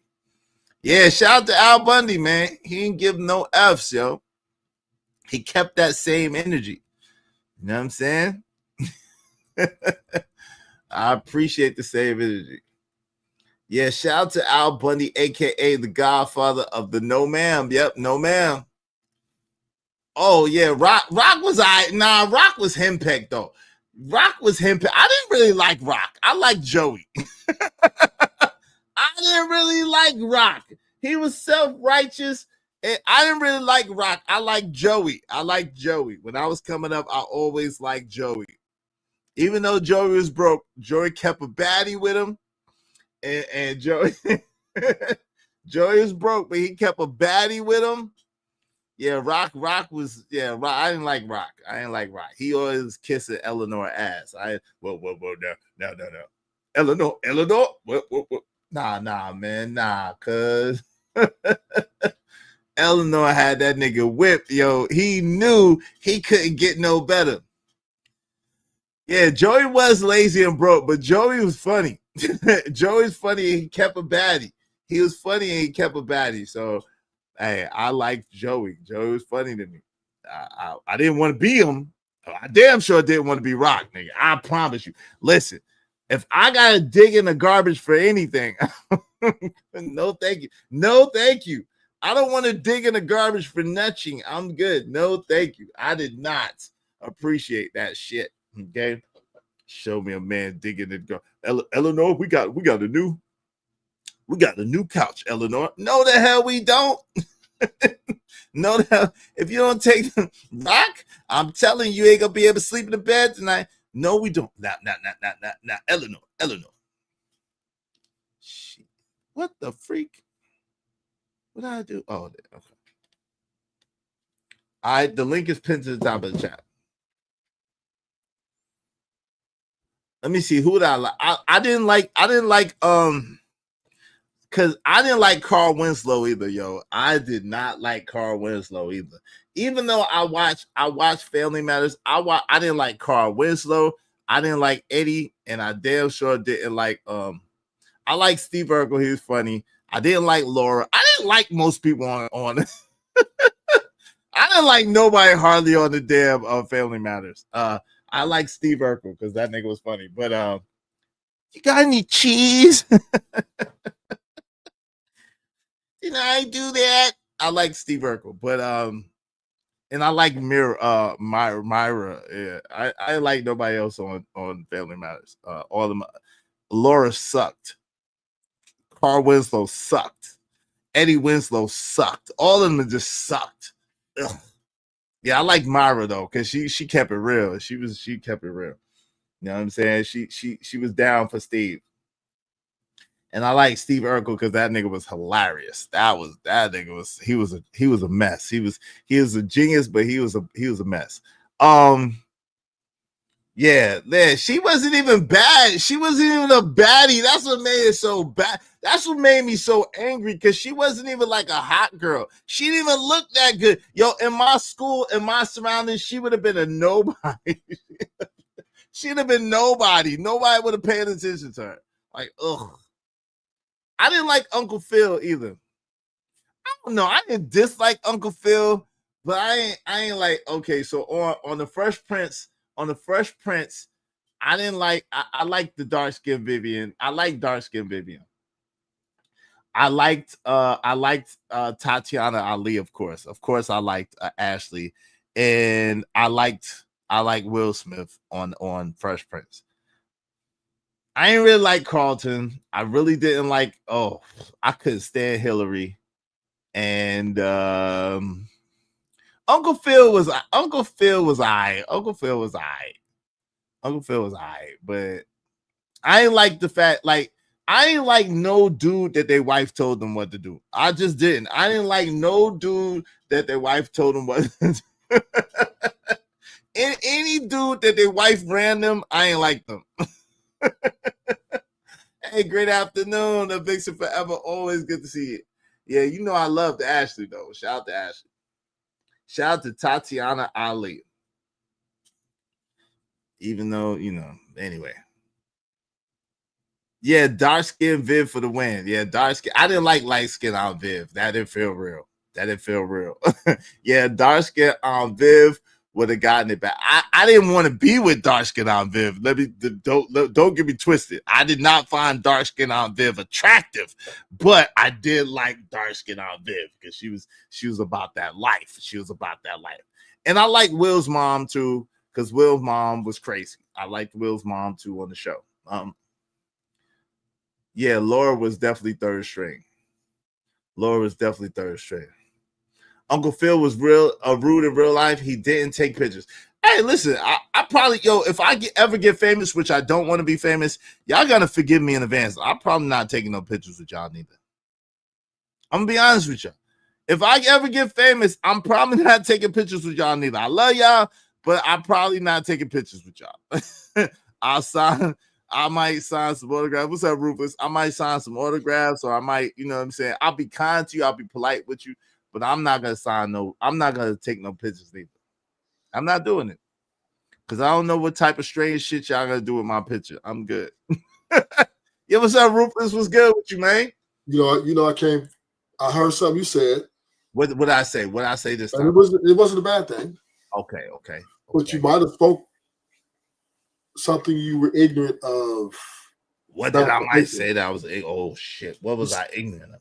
You said you don't like any man that has women tell him what to do. Right, that has a wife tell. Yeah. What was I ignorant of? Because I believe, 100% of marriages, if they last past 3 years, a happy wife, happy life. Nah, but see, that's your belief. Number one, but number two, I was talking about sitcoms. We're talking about sitcoms, brother. But no, I'm implying to real life now. Okay, but I'm talking about sitcoms. I damn sure don't like no niggas that women tell them what to do in real life. I don't hang out with no niggas that they wife run them ever. No. Now, of course, you're supposed to listen. Of course, you're supposed to with your wife. You're supposed to have a certain decorum with your wife, and she's a baby doll. So you're gonna take care of her. You're gonna make sure she's straight. You're gonna make sure she's good. You're gonna love on her and treat her right. But no, you ain't gonna be demanding shit. You ain't be telling me to do shit. None of that. No. And this is why you're not married. No, it's not. Yes, it's not. Women don't try to tell me shit because they already know. They be like, I can't tell you nothing. I'm like, you goddamn. No, right. Check it out. No, I'm not. I'm with you though. I'm with you, Izzy. I'm not. Right, girl. Tell me shit. I'm not saying you're wrong at all. I'm not. Listen, I'm 100% in agreement with you, right? But this is why. Let's be honest. This is why you're not. That's not why I'm not married. No. In my opinion, that's the biggest reason you're not married. No, it's not. It's not at all. Izzy. Can we mind this out? Let's go ahead. Let's walk it down. You are an epitome. Let's keep it real. You are the epitome of a man who's have some very strong commitments to women. You develop families with a woman. You've been very good at relationship and at co-parenting. So you are not really. You don't think you've been good at co-parenting? No, co-parenting sucks. No, I'm saying been good at it, meaning keeping all the lines of respect, cordial for the kids.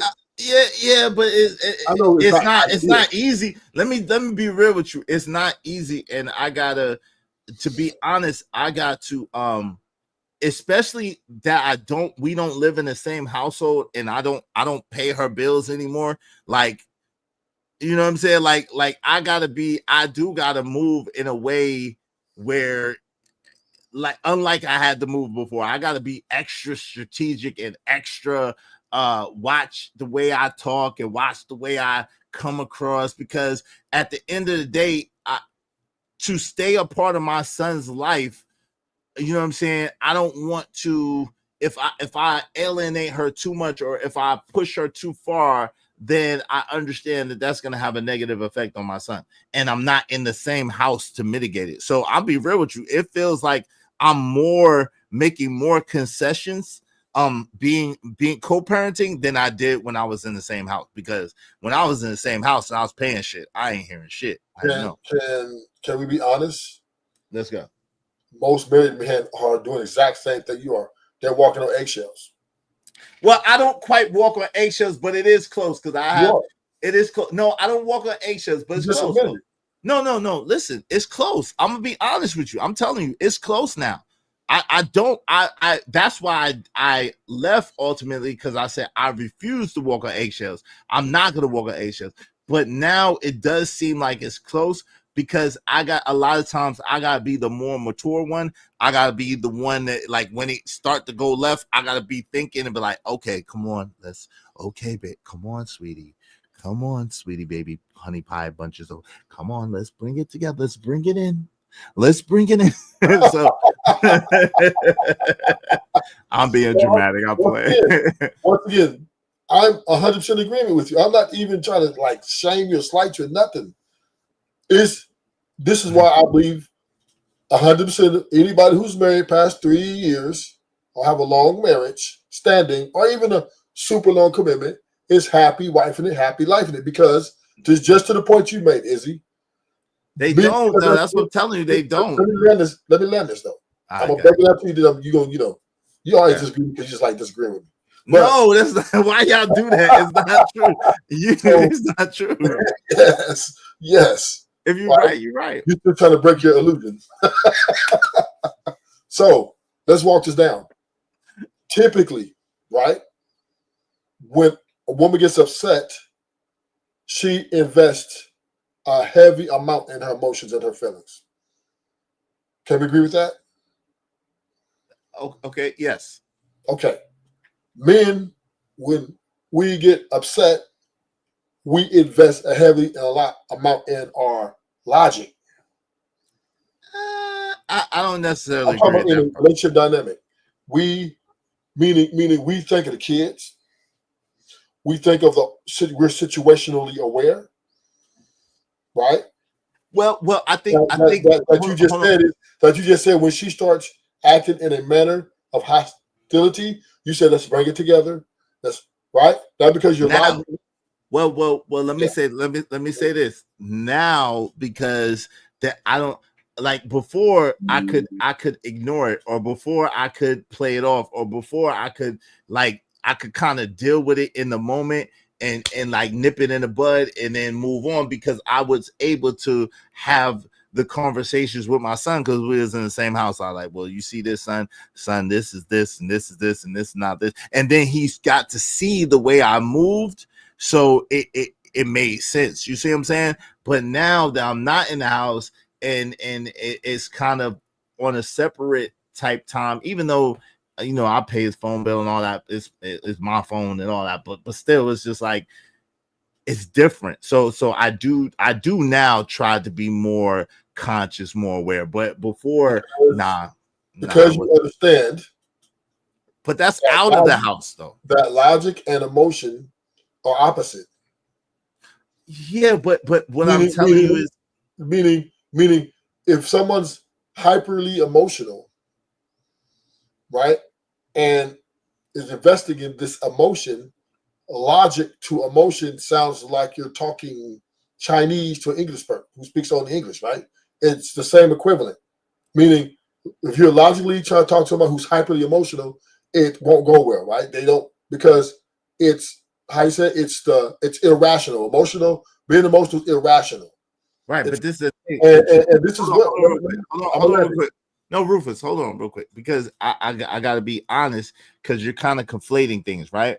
So when you're in the house with somebody and y'all have a long-standing situation and y'all have things intermingled with each other, intertwined with each other, and you know that they need you, whatever the case may be, it's a little bit different. So at that point, I can ignore what she's talking about and what she's doing at that time, because I was sleeping with her every night. So I give her space. I'd ignore her for a little while. Then we come back and then she'd have to apologize. And then we'd go. So you make my argument. No, I'm not. Because listen, no, hold on real quick. Let me tell you why I'm not making your argument.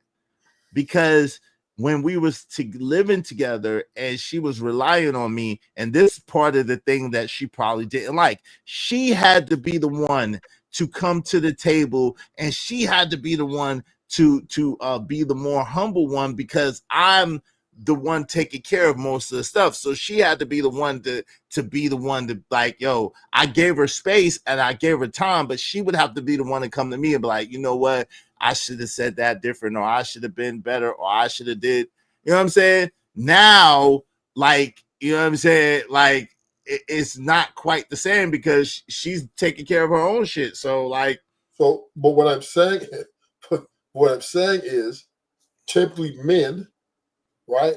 Once they're with a female so long, especially they care about them, they understand that, or they try to avoid the things that create uncomfortable environment or a hostile situation.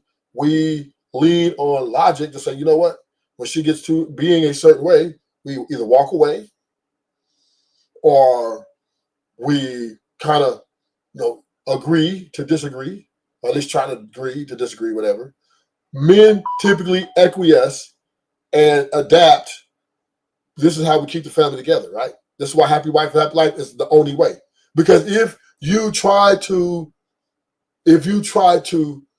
check her, she's going to give pushback, and it's going to get worse. So men figured out that the only way this marriage is going to work with this family, and we're going to be able to make it, and I got to be the bigger one. I got to be the one that step back, walk away, or, just let it go, right? But hold on, hold on real quick, because you totally ignored what I said. If you're a man and you're in the household and you're taking care of everything, or you're taking care of the majority of things, then, and the woman needs you, then 9 times out of 10, she has to be the one to fix her attitude and adjust her attitude.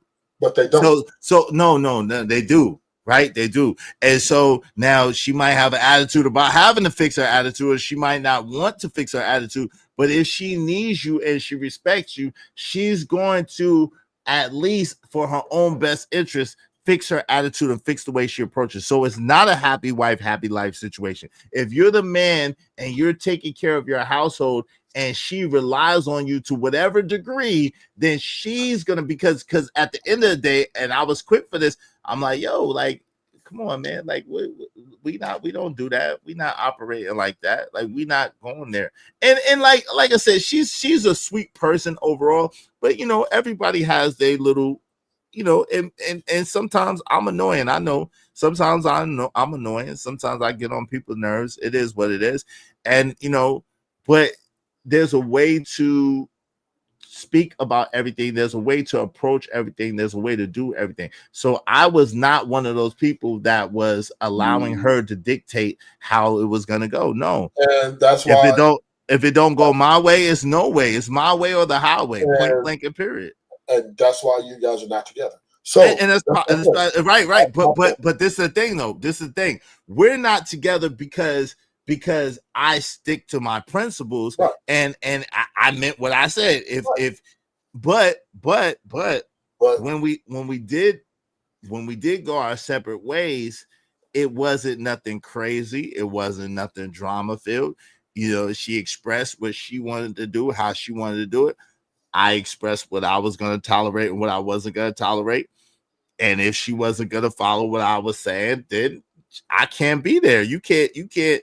I'm not going to follow your rules. You got to follow my rules. Otherwise, I'm out. So you just make my point even stronger. No, but no. Hold on.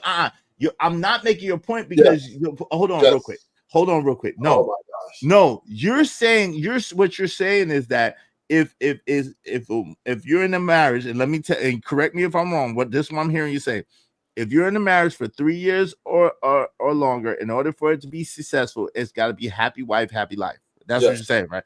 And what I'm saying to you is, no, that's not true. When a woman is reliant on you, when a woman is depending on you, when you are a man that's taking care of your business, then she has to adjust her attitude. She has to. It's not about her. It's about the best interest of the family, which the man is the one that dictates that situation. So are you done? Yes, sir. Do you? This is a better word. Do you yield the floor? Yeah, I'm listening to you. Yeah, because I just want to finish my point because you keep seeming to want to come in and you keep making my point, but that's all good. So I think you're a little old-fashioned at this point, right? Exactly. See what she said? You're a little old-fashioned. You ain't been in a serious relationship in a long time, obviously, right? Because women, regardless of even if they're reliant upon a man, are still right. They're still pushing back on men now. Why? Because they leverage their options to a better life with or without the man. So therefore, women are demanding, whether you're the sole provider or not, that you are going to listen to them, how they want to talk to you, and when they talk to you. And if it's your way or the highway, they will leave you. Listen, divorce rate happens 1 million times a year. People get divorced 1 million times a year. And this is not only on the poor people level, right, who got to go 50-50. This is also happening to the rich guys, right? This is happening to the middle class guys, right? Women are leaving at extraordinary pace, and it's not because, and even if they're self-reliant on that man, they still are going to leave. Why? Because women have evolved into machines of self-reliant independence, meaning in their mind, right, this illusion, they think they can do it with or without that man. And even if they have to use another man to leave that man to make a point, they will do it. So you saying, well, he needs to be the breadwinner, and that didn't mean nothing. She's still going to try to run the house. And this is why you are not with that girl, your baby mama, whoever you share co-parenting things with, because it was your way or the highway. You would not acquiesce. You were the breadwinner, and you're like, look, I'm running this, and this is why you got to separate. This is the sentiment universally right now. So wait, hold on, but hold on real quick. So that's not, she didn't put me out, right? I could have stayed forever. You know what I'm saying? Like she didn't put me out. She couldn't have put me out. She even got up here and said that she didn't put me out. She didn't put me out. So this is the thing, right? At the same time, I just didn't want a unhealthy environment. So number one, I did not blame her for anything. Runway Lolita said, "Why am I blaming her? I'm not."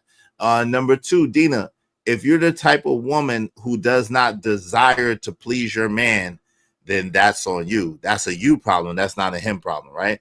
As a woman, and this is what a lot of women don't realize. This is a sidebar. Give me 1 second, Ruthless. I'll get back to that point in a second. Yeah. On the sidebar, a lot of women don't understand you should be with a man that excites you, that inspires you, that guides you, that leads you, and that you want to see good. You want to see him winning. You want to see him good, because when you are a woman who pours into that man in that way, most men will make sure that they get the world and they give it to you. Most men will do that. Most men is in us to make sure that you're good, because of the love that you show to us, because of the grace that you show to us, because of the goodness that you show to us. Most men are gonna give that back to you. So when you are good to that man, he's gonna be good to you. Damn, wow.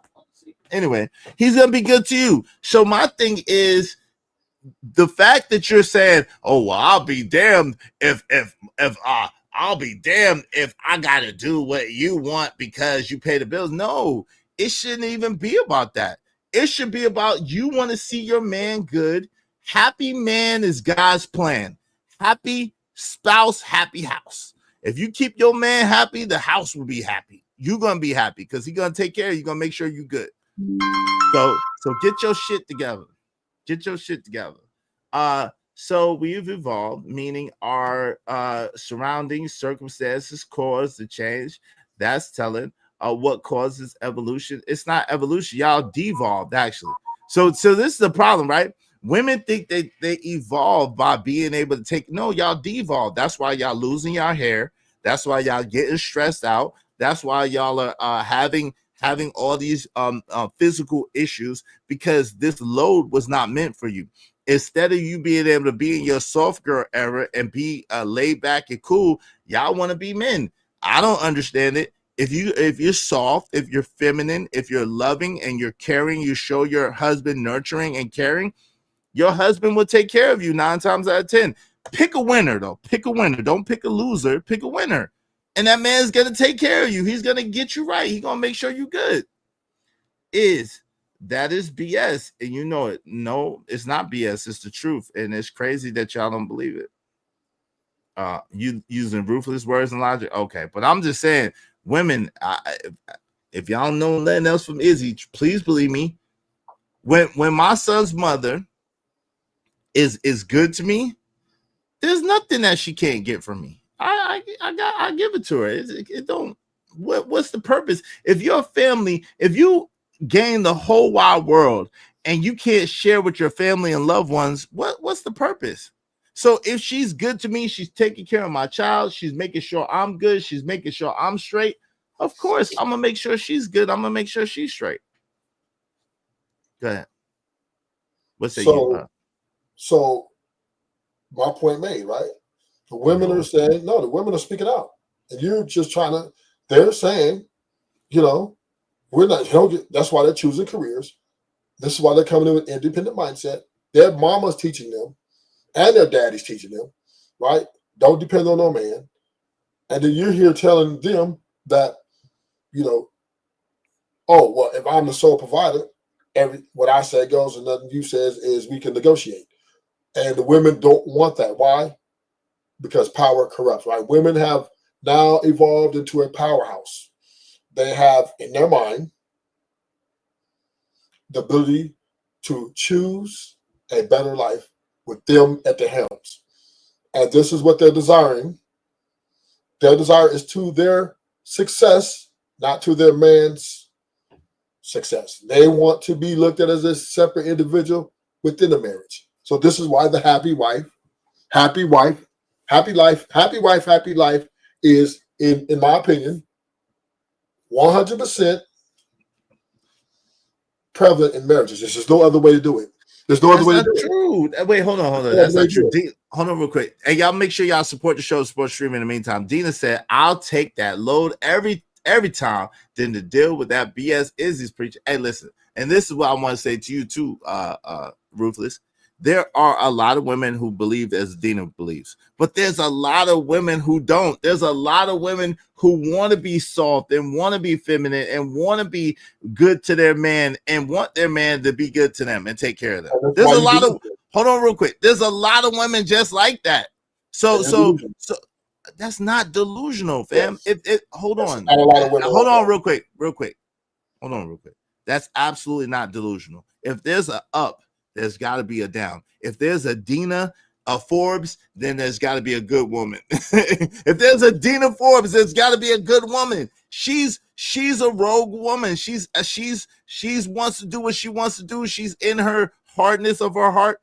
So there's got to be soft-hearted women. And so the crazy thing is, it's never been easy to find a good woman. So this whole idea that you're just going to go walk down the street and go in Walmart and find the best woman is crazy. But there are good women out here. There are women that want to see their man good. There are women that admire their man, look up to their man, and are very fond of their man, no matter how much money he has, because he's a good man and she loves him and she cares about him and she believes in him. And so if that woman gets that man and that man sees the value of the woman and she's making sure he's good, he's going to make sure she's good. That's a beautiful thing. It's possible, even in this day and age. So once again, your theory is correct in utopia, but the reality is majority of women, I'm going to throw a number out there, which you're going to disagree with. I say 98% of women are going to want to walk in. They want their own career. They want to say so. They want to be equal or at sometimes better. No woman, the era is switching, right? We're in 2025. These women are not looking for men to tell them what to do or to give them advice. Women only want men to either procreate with or to have a great time with. That's what the value of a man to a woman is now. They no longer need men to provide for them, to protect them in a form of a marriage or a large committed relationship. They no longer need that anymore. That's why it's better though. Ruthless, hold on. That's why it's better, right? Because if you have a woman that doesn't need you but chooses you, that's how you know that she really wants you. She wants to be down with you. And that's a beautiful thing. Here's the problem. She's coming in with a different, her mindset is a lot of these women want to run the relationships or have equal say. But I mean, what you mean by equal say? Because listen, I think, hold on real quick. I think that women should have equal say, but I think that I should have the final decision if it comes to something that we don't agree on, right? So they should have equal say. And also, by your definition, okay, so by your definition, that's not equal say. Okay, right. Meaning to them, right? For me and you, yes. On my debt, that is it. We can have the conversation, and then I have the final. I agree with you. But their mindset, I'm speaking from a lens of a woman, right? Okay, well, I don't know. I don't know how to speak from the lens of a woman. But so to be clear, hold on real quick, Rufus. So to be clear, we agree on that. What it is that you believe in. I believe in talking to my woman. You believe in talking to your woman, and then you bouncing ideas off of them, and y'all have. And a lot of times, if you're with somebody, a lot of y'all gonna see it the same way. Y'all gonna agree. But on the rare occasion or on the occasion that y'all don't agree and y'all want to do two separate things, then I think the man should have the final say so, because that man, if he's being a man, is going to be the one that's going to pay the price if it doesn't work right. Yes. Right? Is that that's how you look at it? That's how I look at it. Yes, I'm agreeing with that. I'm just giving you the other side of it, right? From a woman's lens. And they're saying they want that same equity that we have. And this is the problem why women are leaving. This is why women and men are not getting along. Because they, like you said, if I'm the man, I say, this is what we're going to do. This, I believe, because I am the leader, this is the best way for us to go in the future. She's going to come and say, well, you don't value me. You don't respect me. You're toxic masculinity. Right? Why would she? Why would she? This is the argument. This is their argument. They're doing it because we do have to understand women have now been so-called empowered to be the best version of themselves, right? Mm-hmm. And the best version of themselves in their minds is they should be able to override the man, and the same fashion he's able to override them. And this is what conflict of interest. But this is the thing. This is the thing, right? That's a subset of women who operate and think like that. There's absolutely, because we have some in the chat right now. Like Dina Forbes said, I got 100% control of myself and that's fine if that's what you want to do, Dina. I'm not mad at you. Like, yo, do your thing. Like, I'm not mad at you. I wish you success. I wish you happiness. I wish all that you want. Like, I'm not upset with you if that's what you want for your life. At the same time, that would not be the type of woman that I would want in my life. So I wouldn't even consider a woman like Dina, right? I wouldn't even consider her at all. She's not even an option in my mind or at all. She's cool for the chat. It's no problem, right? She's entitled to want what she wants. She's entitled to like what she likes. So there's a lot of women like that believe how she believes, that thinks how she thinks. But all women, even most women, are not like her. There's a lot of women who are good women who just want a good man to them. That's it. And so I think, hold on real quick. I think that you should focus on the type of woman that you want instead of keep focusing on the type of woman that you don't want. I don't get it. Okay, so let's have this conversation. Well, Dina, hold on. She said, why haven't any of your relationships worked out because I'm a man and my value is not based on a relationship. Like I'm Izzy Benz, whether I have one wife, whether I have a wife, a girlfriend, and another girlfriend, whether I have 6 wives, whether I'm Izzy Benz, regardless. My last name don't change. My status don't change. Nothing changes about me except for I'm married or I'm with somebody. Like, it ain't no, she ain't giving me no ring. She ain't proposing to me. I ain't taking on her last name. So you're asking me about relationships. Yo, a lot of women I just didn't find worthy to be with me. A lot of women I just didn't want to be with. A lot of women, they were cool, but they were not just cool for me. They were not good for me. Could that be it? Because I don't have a whole bunch of children everywhere. I don't have a whole bunch of marriages everywhere. So that's probably why. Have you been married before? Yes, I've been married before. Oh, you're divorced? Yes. Okay.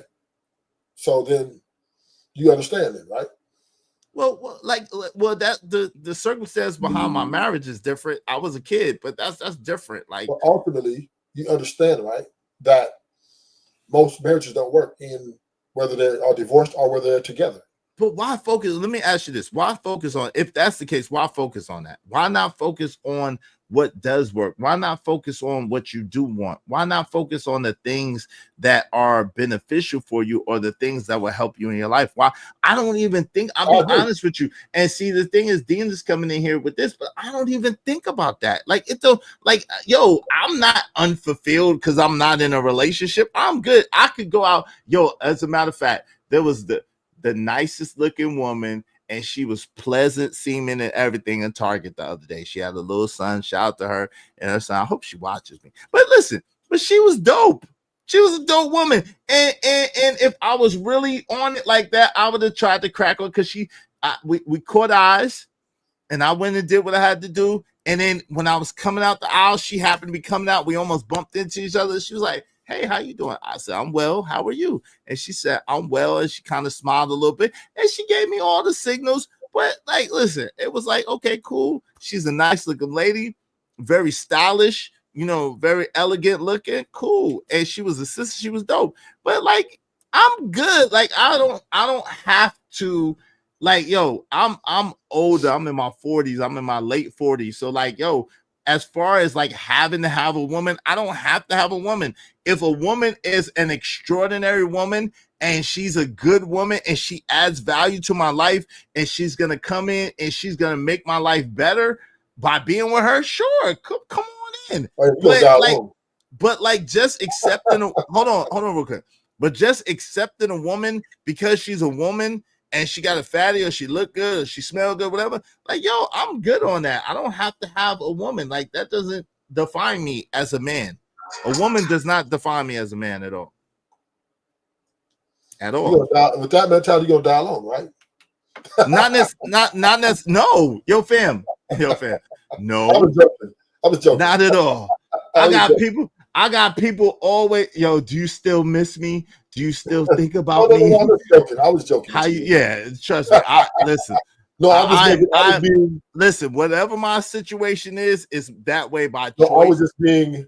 No, I got it. But I'm just saying, whatever. Hold on, real quick, because I think people need to listen. Ruthless. Whatever my situation is, it is that by choice, right? I don't have to be single, right? There's 3-4 different women I could be with right now that I know that I've already been in relationships with. However, the thing about it is to just be in a relationship for the sake of being in a relationship, it doesn't make sense at 40 plus. Like, what am I doing? If I'm gonna be in a relationship, I need to be with someone who I would at least consider being married to, who would I at least consider being long-term with. Like, I'm not just gonna be with somebody just to be with them. That don't make sense. So you asked, and you made a good question. You said, so why don't we focus on things that'll work, right?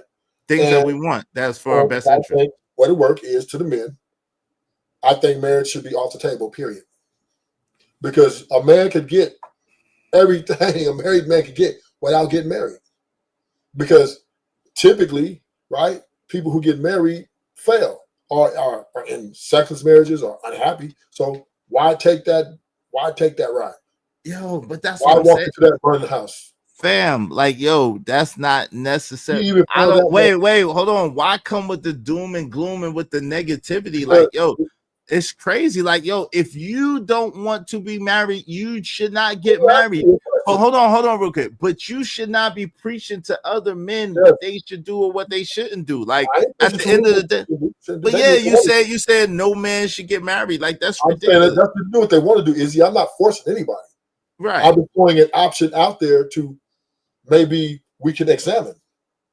That's all I'm doing. It's just a provoke thought to provoke something maybe in the future. Because right now, with people getting divorced at 1 million divorces a year, with a lot of men are complaining that they're even unhappy in their marriages because they have to acquiesce so much. Why would you wait? Why would you you don't have to acquiesce?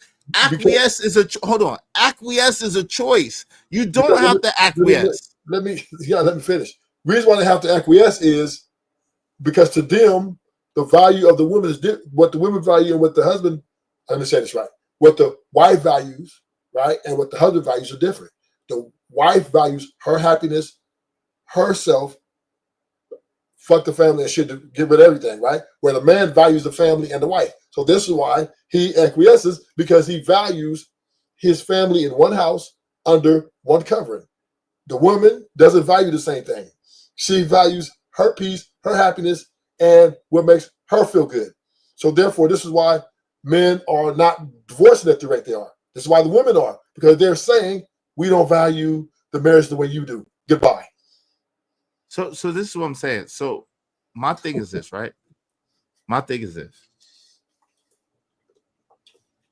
I believe, like, okay, so I did not get the same impression from my son's mother at first that I ended up getting after a while. Chanel, wave in the back so I know it's you, right? I did not get the same impression that I got from her after a while. Things began to change, right? And so as things changed, so did okay.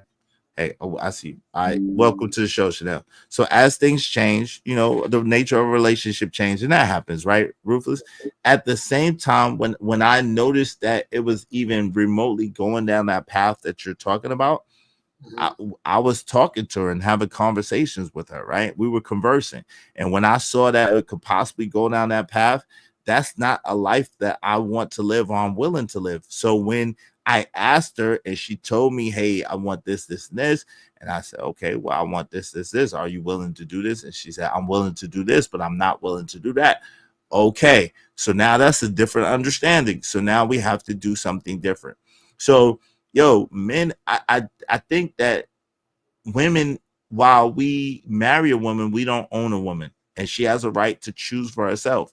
But I think men need to be honest with themselves and love themselves enough to say, yo, if this is not for me, if this is not in my best interest, if this is not going to help and elevate me and elevate my life, then I need to let it go. Because at the end of the day, if you're no good as a man for yourself, you're no good for anybody else. You can't provide for people if you're not here, if you're no longer living, if you have a heart attack, if you have a stroke, or if you're somewhere stressed out, or if you're somewhere with self-deletion ideation, there's no way that you can take care or operate functionally, right?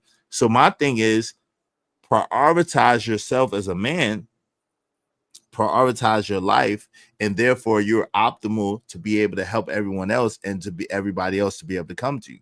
And so it's that simple. Like it's not this thing like you're stuck. It's not this thing like you have to do this and you have to do that.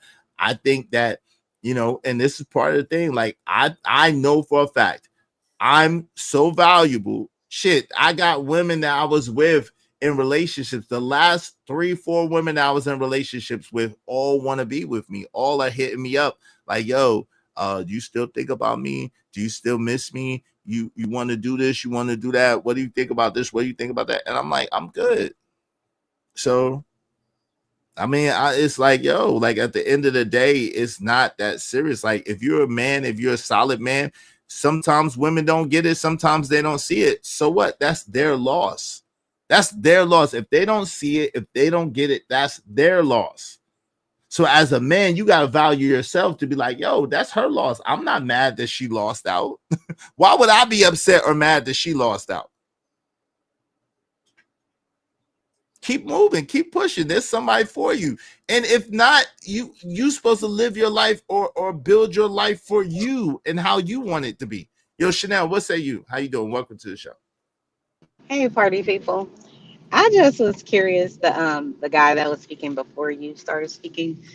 I was just wanted to ask him what makes him what made him draw the conclusion that um, men, care about the family, but the women don't, and they only care about themselves. I was just curious where you got that from. Is that your lived experience? By the numbers, right? And the sentiments on these talking spaces, right? Women are quick to leave way faster than men. So that means that you don't leave what you value very much, right? If you value something and it's dear to you, you try to hang on to it as long as you can, right? Just like that job, right? Even though you might not like your boss, you might not like your coworkers even, but that money you get from that job is very valuable to you. So therefore, you're going to make the adjustments. You're going to make sure it lasts because it's but let's look at the marriage, right? Your husband, who you love more than your boss and all these people, you value him somewhat, but a lot of cases he's very expendable, right? If he does what he's supposed to do to, make you that you see fit. But the problem is the women are saying through the numbers and on these platforms that men, they just don't value them that way. So this is why they're opting out of relationships, opting out of marriages, like it's going out of style, right? So therefore, you can know a tree by its fruit, right? If you guys are leaving at a high rate and complaining at a high rate, obviously you don't value the guy like you once did. Hey, let me say, I actually agree with you on that point, right? A lot of women do, but I just think that we should value ourselves more as men and not really get caught in that cycle. But Lacey that is exactly what the women are saying. They don't want to be with someone just for the sake of it, so they would rather be. That's fine. I don't listen. That's Lay. I have absolutely zero problem with a woman that says that she'd rather be alone. What I have an issue with is a woman that chooses a man to be with the man and then doesn't want to cooperate with him. That doesn't make sense, right? But if you're a woman and you say, hey, look, I don't want to be with someone just for the sake of being with someone, so I choose not to be with anyone, you're good. There's nothing wrong with that. But if you choose a man and then you don't want to cooperate with that man, there's absolutely everything wrong with that. And then see, Dina, y'all don't listen very well. I didn't want my ex to not work. That's not what I said. Hold on real quick. I'm gonna mute you real quick, Chanel, and I'm gonna unmute you in a second.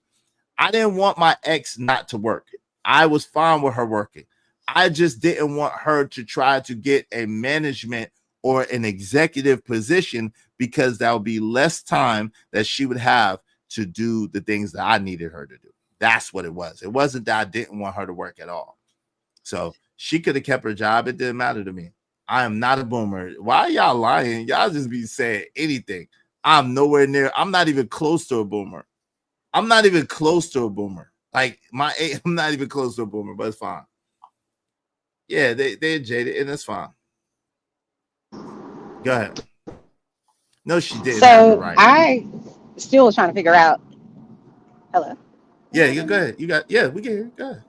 I still hadn't figured out if he said that was his lived experience that women left him.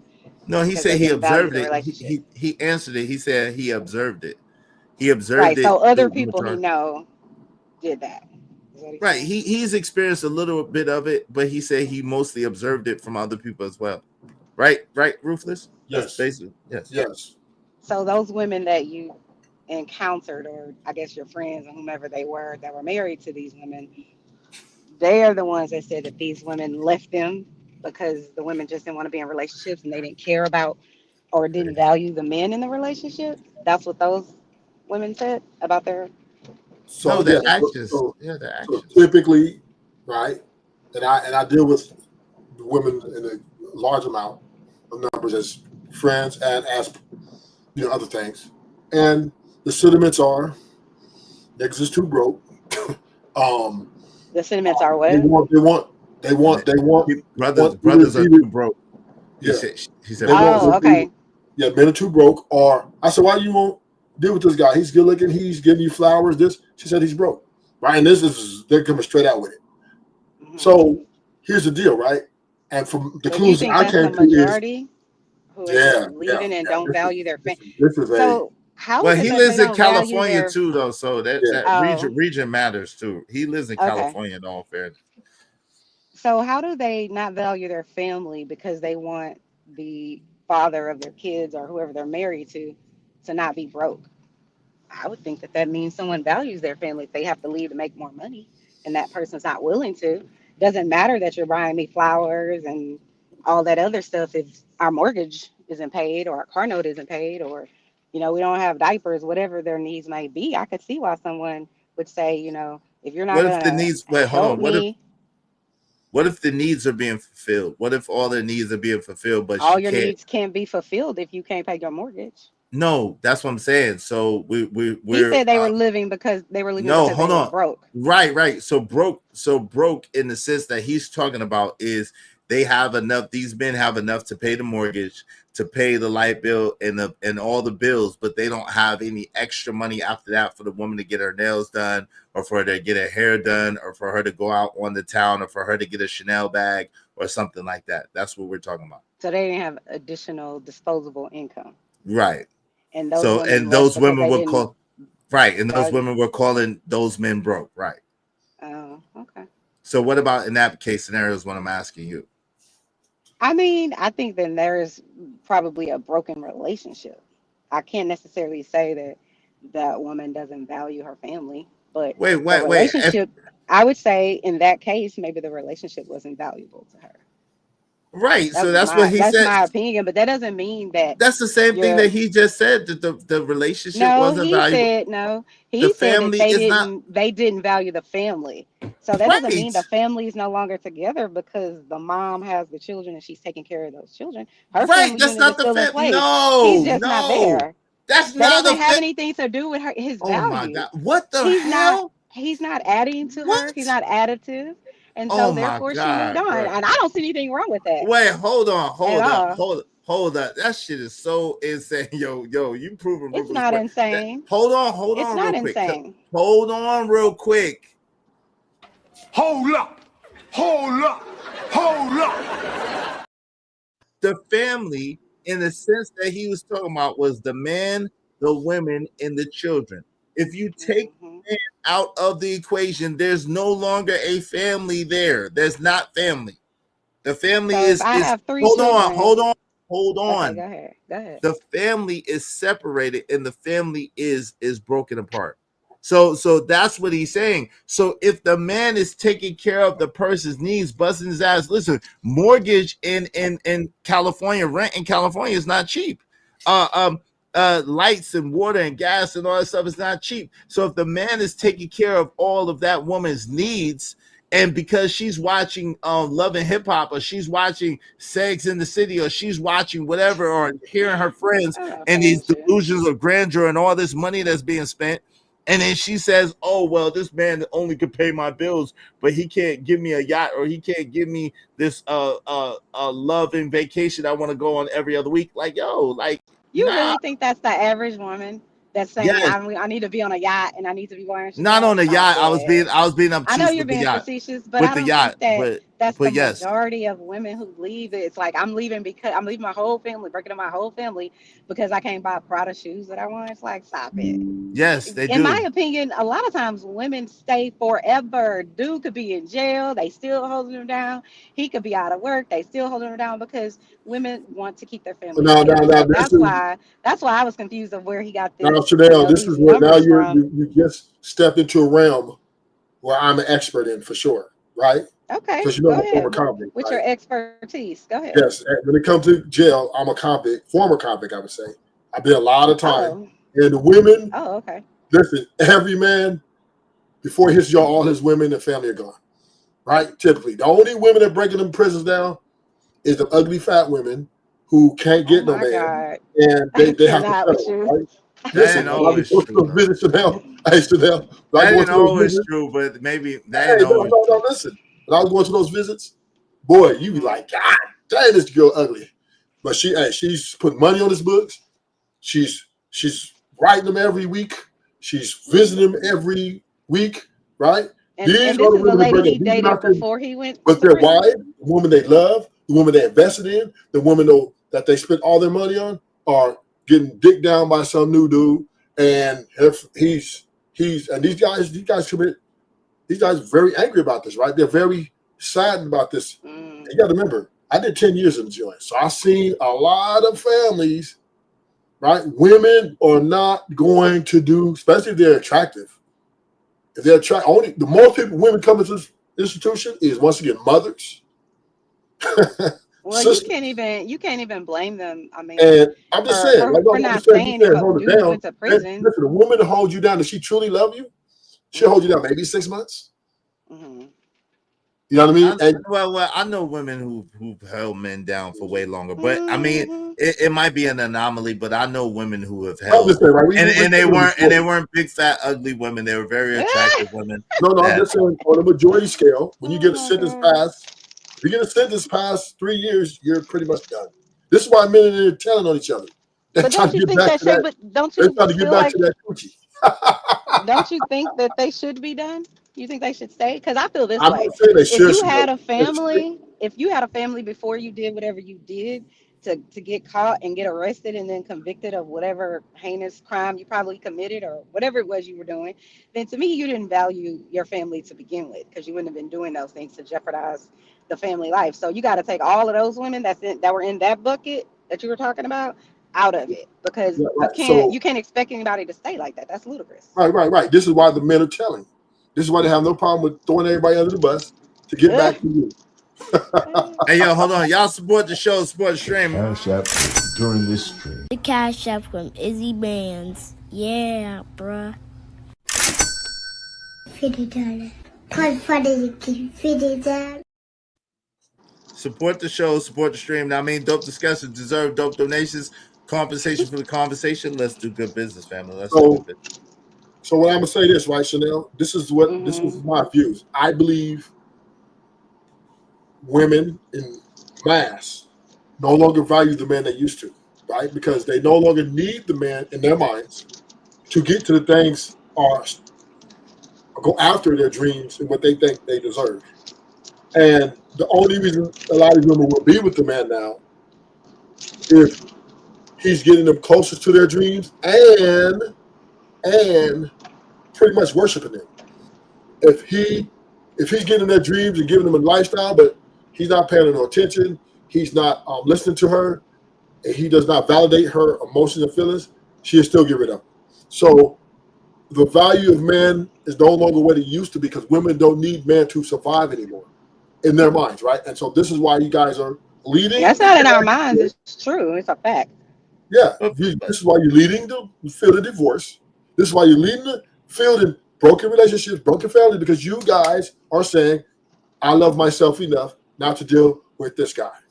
And listen, but this is the thing, though, Ruthless, and the crazy thing, right?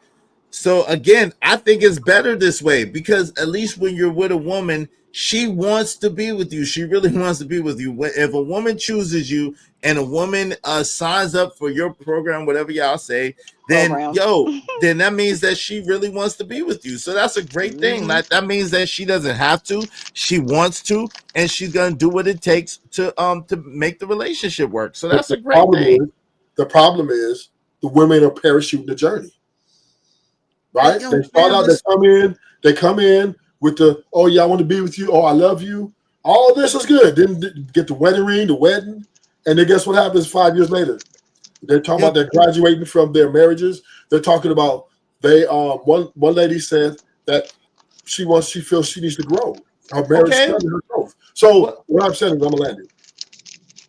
Women are doing what they think is best for them, not the family, not him. What they believe is best for their happiness and their truth. They're in their mind, they're living in their truth, and that truth is, I don't need him.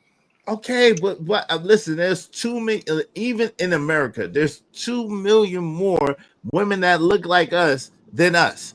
Not to mention all the other women. There's 2 million more of our women than there are of us. Like, yo, I don't understand this mindset that thinks about the even if let's just say let's say it's 75% of our women who operate like this and think like this.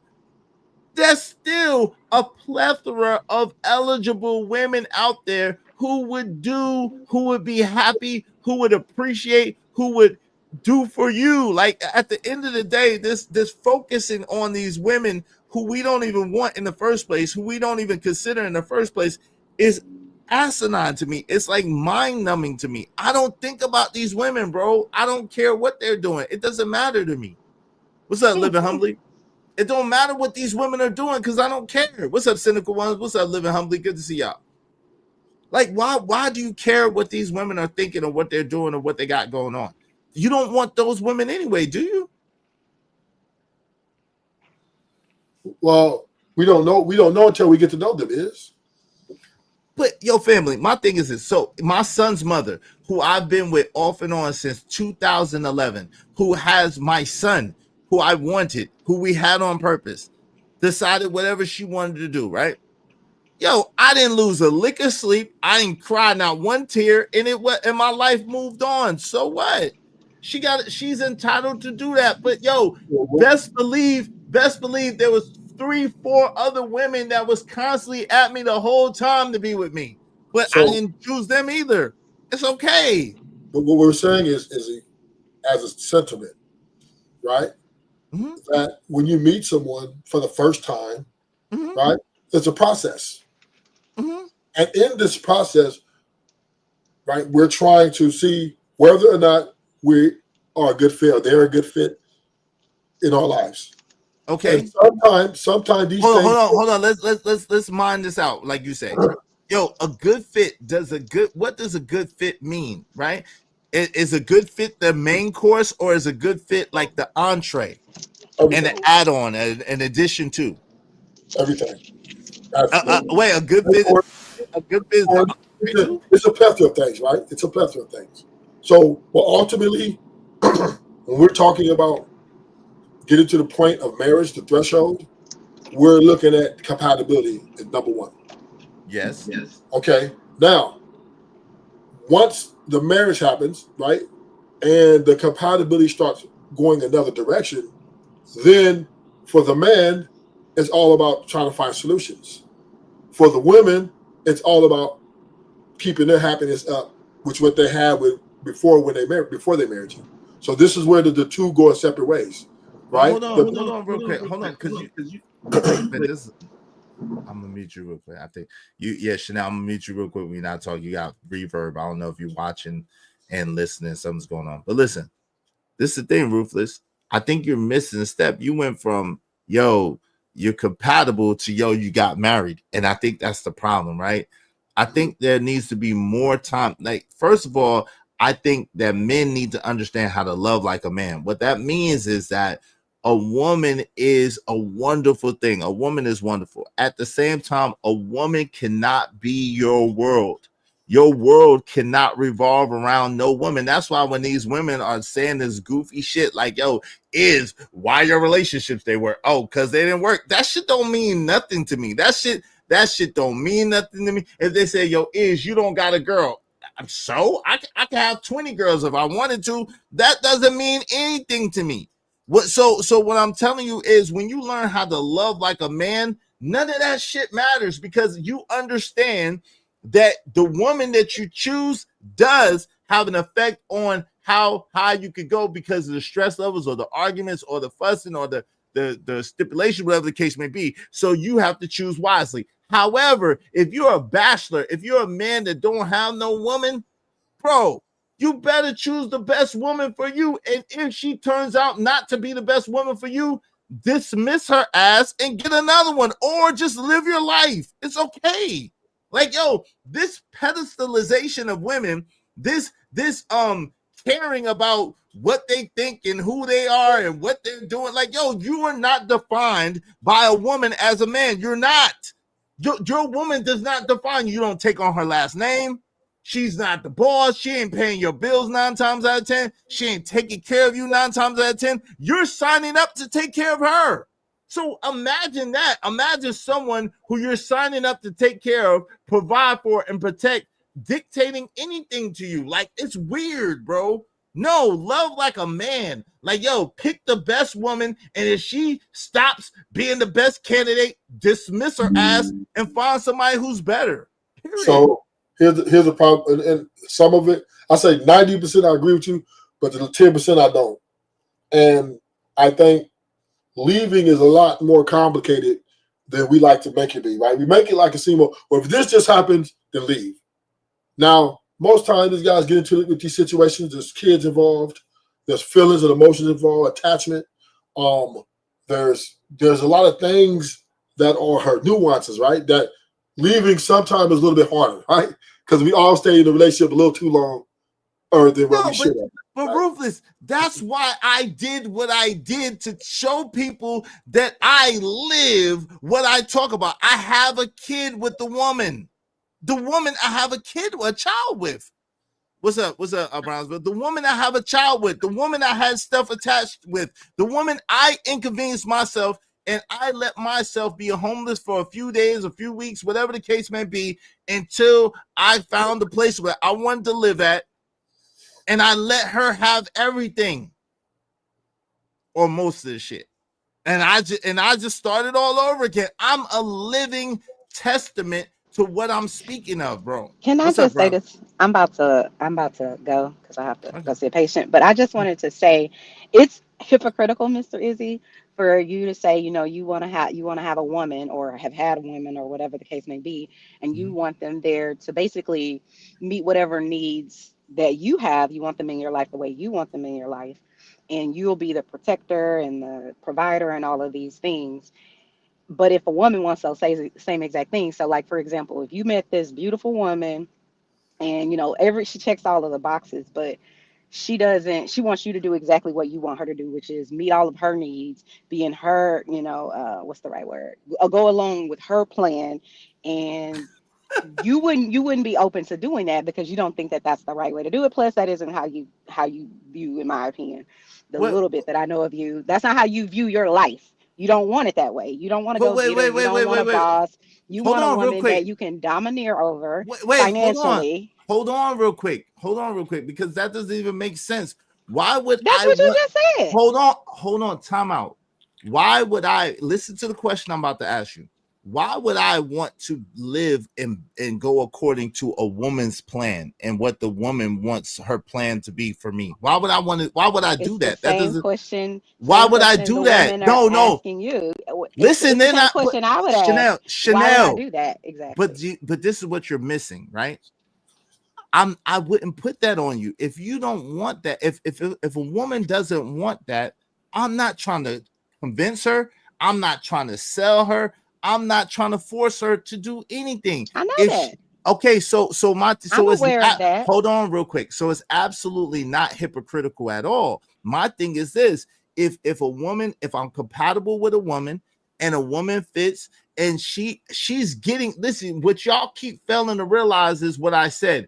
If this woman is a good woman and I see fit that she's gonna be my wife, I'm going to give her the world, everything that she wants, everything that she needs. I'm gonna provide it for her, and most things that she wants, I'm gonna give it to her because she's a good woman. She's a great woman. This is what I'm saying. So I don't understand. Hold on real quick. I don't understand what y'all missing about this. My thing is this: when a woman is feminine, when a woman is soft, when a woman cares about her man and wants to add to what her man has, most men are going to feel compelled to do their best and give that woman their best. Go ahead. Okay. And then Brownsville, and then Nigel. Shout out to you, Nigel. What's up? Just 2 other points. The first point that I was just getting at is that the only hypocritical part of it for me is that you wouldn't be willing to do the same thing. I'm not saying that you wouldn't want those women and all that. I know that you would want a specific woman, you give her the world and all that, but I'm saying if it was flipped, you wouldn't agree to that. That's all. That's the only part that I'm saying is Because hypocritical. I'm a man. I Why know, would I? That I doesn't know. even I'm make just pointing sense. it out to you. Is all I'm saying. The hypocrisy. That's all I'm But pointing that's out. not. But hold on. It This is the doesn't problem. matter. It's not going to change. You're not No, going to but change their mind. I get it. Chanel, no. But the problem is, I can't let you get away with this. This is Oh the my problem. God. Hold on, real quick. No, this is the problem. The problem is with this equality mindset. That men and women are not the same. They're not. So we love you. That doesn't mean that y'all are inferior to us, because y'all are not. At the same time, we're not the same. We're different. We have different functions. We have different responsibilities. We have different accountabilities, right? So with that being said, I don't view it. There's no way in the world I will possibly view it like, oh, if I didn't want to follow a woman, I would never follow a woman's plan, because that's not me following God. I follow God's plan. I follow God. I answer to God. Okay. I don't answer to a woman. I answer to God. I'm not disagreeing with you. I think you should live your best life however you see fit. sound like no, but I'm not hold saying on, I real see quick, anything because I wrong gotta with let it at Browns all. That's the way you do it would never be reversed, because me following behind a woman would be me not following God, right? I Izzy, would I'm be not making saying that's hold what you on should real quick. do. I'm not I would saying be that. making hold on real quick. I would be making that woman my God, and I would never make a woman my God. I only have one God. There's only one God, and I follow God. So it's out of, but the point that I'm making to you, Chanel, is what y'all don't understand is it's out of order to try to reverse it. It's out of order.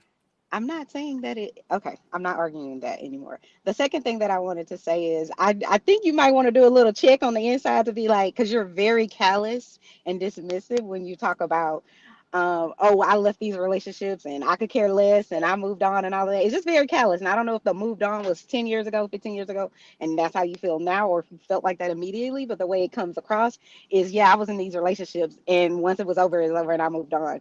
I would just do a little peek inside to see, like, why was I, or how was I in a relationship with someone that I cared about, loved, had sex with, all of these things. And then once they're gone, it's just like I kick them to the curb and I move on. And I'm not saying you shouldn't move on, but the way you know, put it out there, it just seemed like you wouldn't care. And I'm just kind of like, damn, if a guy told me something like that, we're on a date, and he's like, yeah, I don't care about that. I was like, that's weird. And then the other question I just wanted to ask you before I left is, were you ever married to the lady, the last one that you said you had your son with? And if not, why? And it's none of my business, but I'm just curious. Chanel, why do you hate men? Sir, I'm married to a beautiful black man. I don't hate men. No, I understand you're married, but why do you hate Let's men? not do that. I don't hate any man. I It don't hate sounds like you anybody. hate men. Why would I hate a man? I love I don't men. know What are you why. talking about? I don't know. You have that misnomer in your brain about me. You Well, met me 15 hold minutes on real ago. quick, and I don't let me hate let. men. Okay, hold on. Let me let Brownsville get in here. Let me just answer you real Hey, the Brownsville, that's my hold family. on Go real ahead. quick. The short answer of it is she never wanted to be married. That's the short answer of it. She never wanted to, she never ever as a little girl or anything imagined herself being married. She's one of those women that just never wanted to be married. Okay. Yo, Brownsville, what say you, bro? Yo, peace and love, peace and love, peace and love. Peace. Am I coming through clearly? Yes, sir. You sound clear. Go ahead. Yo, first and foremost, man, peace and love to Queen Chanel. Peace and love to all the queens in the chat. And then Hey, peace and boo, love I to love the him. kings on the panel and in the chat as well. Salute to all y'all. It's ironic that I hear my brother Ruthless Truth laughing when I'm, giving salutations to the good people that's listening. It's a kind of ironic, right? Because I hit the link, Israel, because of some of the things that I heard Ruthless Truth say, right? My brother Ruthless Truth, he comes across as a man who is scorned, right?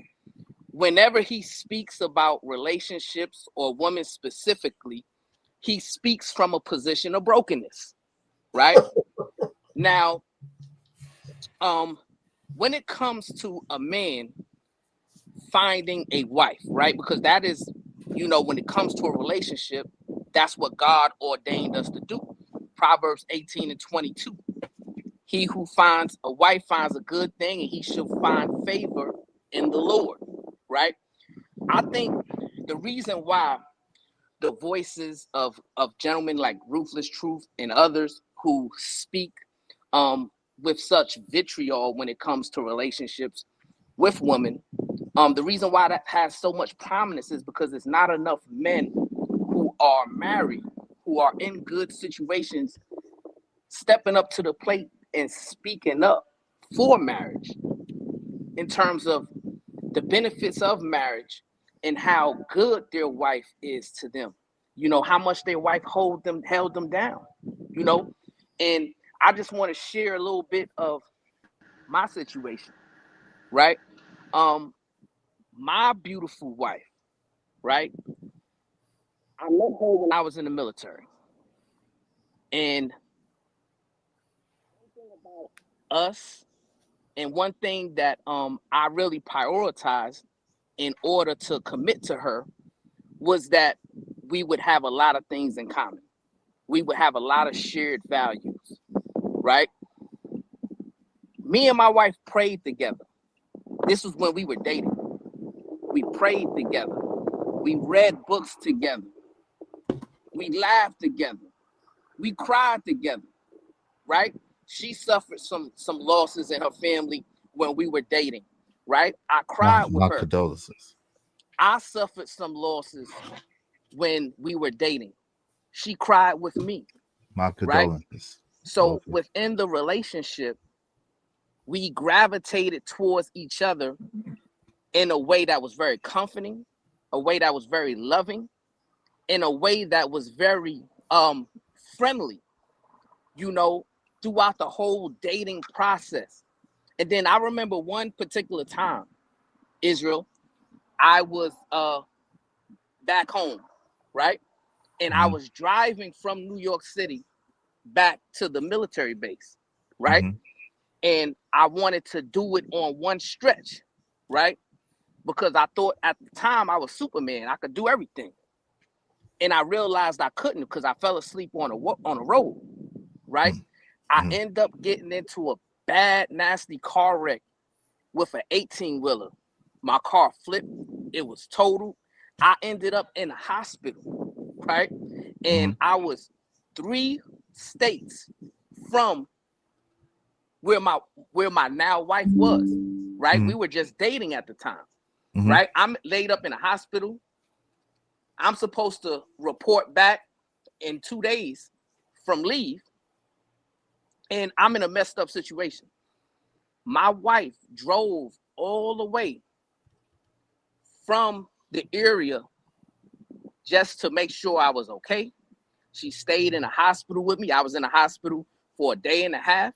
And once I was released, she drove me back, right? Took me to the military base, right? Made sure I was good in every single way, right? And this is when I knew that she was going to be my wife, right? Because contrary to what Ruthless Truth was saying, if you're with a good woman, she's absolutely going to hold you down, right? Not only in the good times, but in the bad times, right? There was another situation when we were married. I was in Iraq. Give me 1 second. Hey, Brownsville, give me 1 second because I gotta let I'm gonna let you finish with this part, and then I gotta let Nidish get in here too, because you've been on for like 3 minutes straight. Go ahead, you got it. You can finish this story and let me let Nidish talk too, and then I'll go back to you, and then you could go back and forth with Ruthless for a little while. Okay, go ahead, you got it. Go ahead, my brother. Go ahead. No, you can finish your story. I just wanted to let you know I was timing it. You're at like a little bit more than 3 minutes. So I just want to kind of let you know the time. You got it. Go ahead. Okay. So this one last story, right? I will, my brother. Don't worry. When we were married, right? I got injured in Iraq. I suffered an injury that required surgery, right? To make a long story short, Israel, I had to learn to walk again, right? And my wife was with me every step of the way, and she helped me figure out how to walk again. And she was there with me to where now I'm ready to run again, and I'm back on a mountaintop, right? So I was all the way down at the bottom, and she helped me bring me back all the way back to the top, right? So What I'm saying is, if you find that woman that's ordained by God to be with you, she's gonna be with you and for you through thick and thin, no matter what you're going through. Now, to land it, to get to Ruthless' point, which is, well, a woman holding a man down when he's in prison. This is my opinion on that, my brother Ruthless. If you as a man didn't end up going to prison because you were defending your family, right? And you were forced to make some decisions to defend your family, then that means that you weren't holding her down. You weren't holding your family down because you were out there making some irrational, irresponsible I decisions was robbing banks. that caused you to be in a circumstance to where you didn't prioritize your family. So it's a little bit selfish of men to think that you could be out there irresponsible and making irrational decisions, not prioritizing your family. And then when you slip up and fall and you end up in prison, now you expect your family to hold you down for 3, 4, 5, 10 years while you figure out how you mess your life up. So that's where I landed right there. I think that's very hypocritical for a man who's been in that circumstance to now come on a internet platform and say, well, women aren't good enough to be equal partners in a marriage. Peace and love. Peace. All right. Yo, thank you, Unc B streaming. Yo, Nidish, what say you, brother? Welcome to the show. What's going on with you? Ruthless, Brownsville, Izzy. When I look at the landscape of things, I think it's a minority of women that are those special kind of women that sound like what Brownsville was just describing. That's going to be there for you. That's going to pray with you. That's going to cry with you. That's going to do all of them things. And they need to be treated special because they are a minority and they are unique. But in general, I don't think that much. It don't look, the landscape doesn't look like that. And it's not me. Talk to the women themselves. It's many women that tell you, you too good, I'll just run over you. You too much of a nice guy. You seem a little soft. You too short. You don't make enough money. You're not skinny enough. You're not. It's all of these things that you're not. When it doesn't matter how they look, and it's you beautiful queen. I know your fingernails don't grow all the way out, but you nice. I understand that you got that C-section scar on you, but somebody would be, in a great position. If we just got to be honest about the conversation is all. But this is the thing, Nadish. My thing is, I don't believe it never was easy to find that type of woman. That woman, like what Brownsville hasn't talked about is how many other women he dated or how many other women he met through there. What a lot of us don't talk about is how many women that we met or we dated or we talked to on the phone and didn't go. Like, yo, it's never been a thing of, yo, you just meet a woman, y'all automatically click and you get married. Like that don't, it's not like that. So that's what I'm saying. Like so we got to understand that, yes, those women are rare and it talks about it in the biblical times and in the Bible. And yes, you know what I'm saying? It ain't going to be easy to find that. So, but they're out there. So the thing is, like, I just think that the better thing is to focus on you, be the best that you could be the best representation that you could get. And so when success happens, when opportunity meets preparation. So when you're prepared and you have an opportunity to meet a good woman, then a successful relationship will happen. That's cool. But I just don't think that it should be, if you're focusing on the bad women all the time, I don't see how you think you're going to get a good woman. That's all I'm saying. And I think that's why they say when you find a wife, you find a good thing, because she's different from everybody else. She's already all that you want. You don't have to say, I don't want you wearing a bonnet. Don't wear pajamas out in Walmart. Don't walk around. So yeah.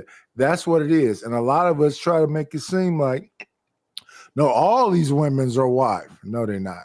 No, they're not.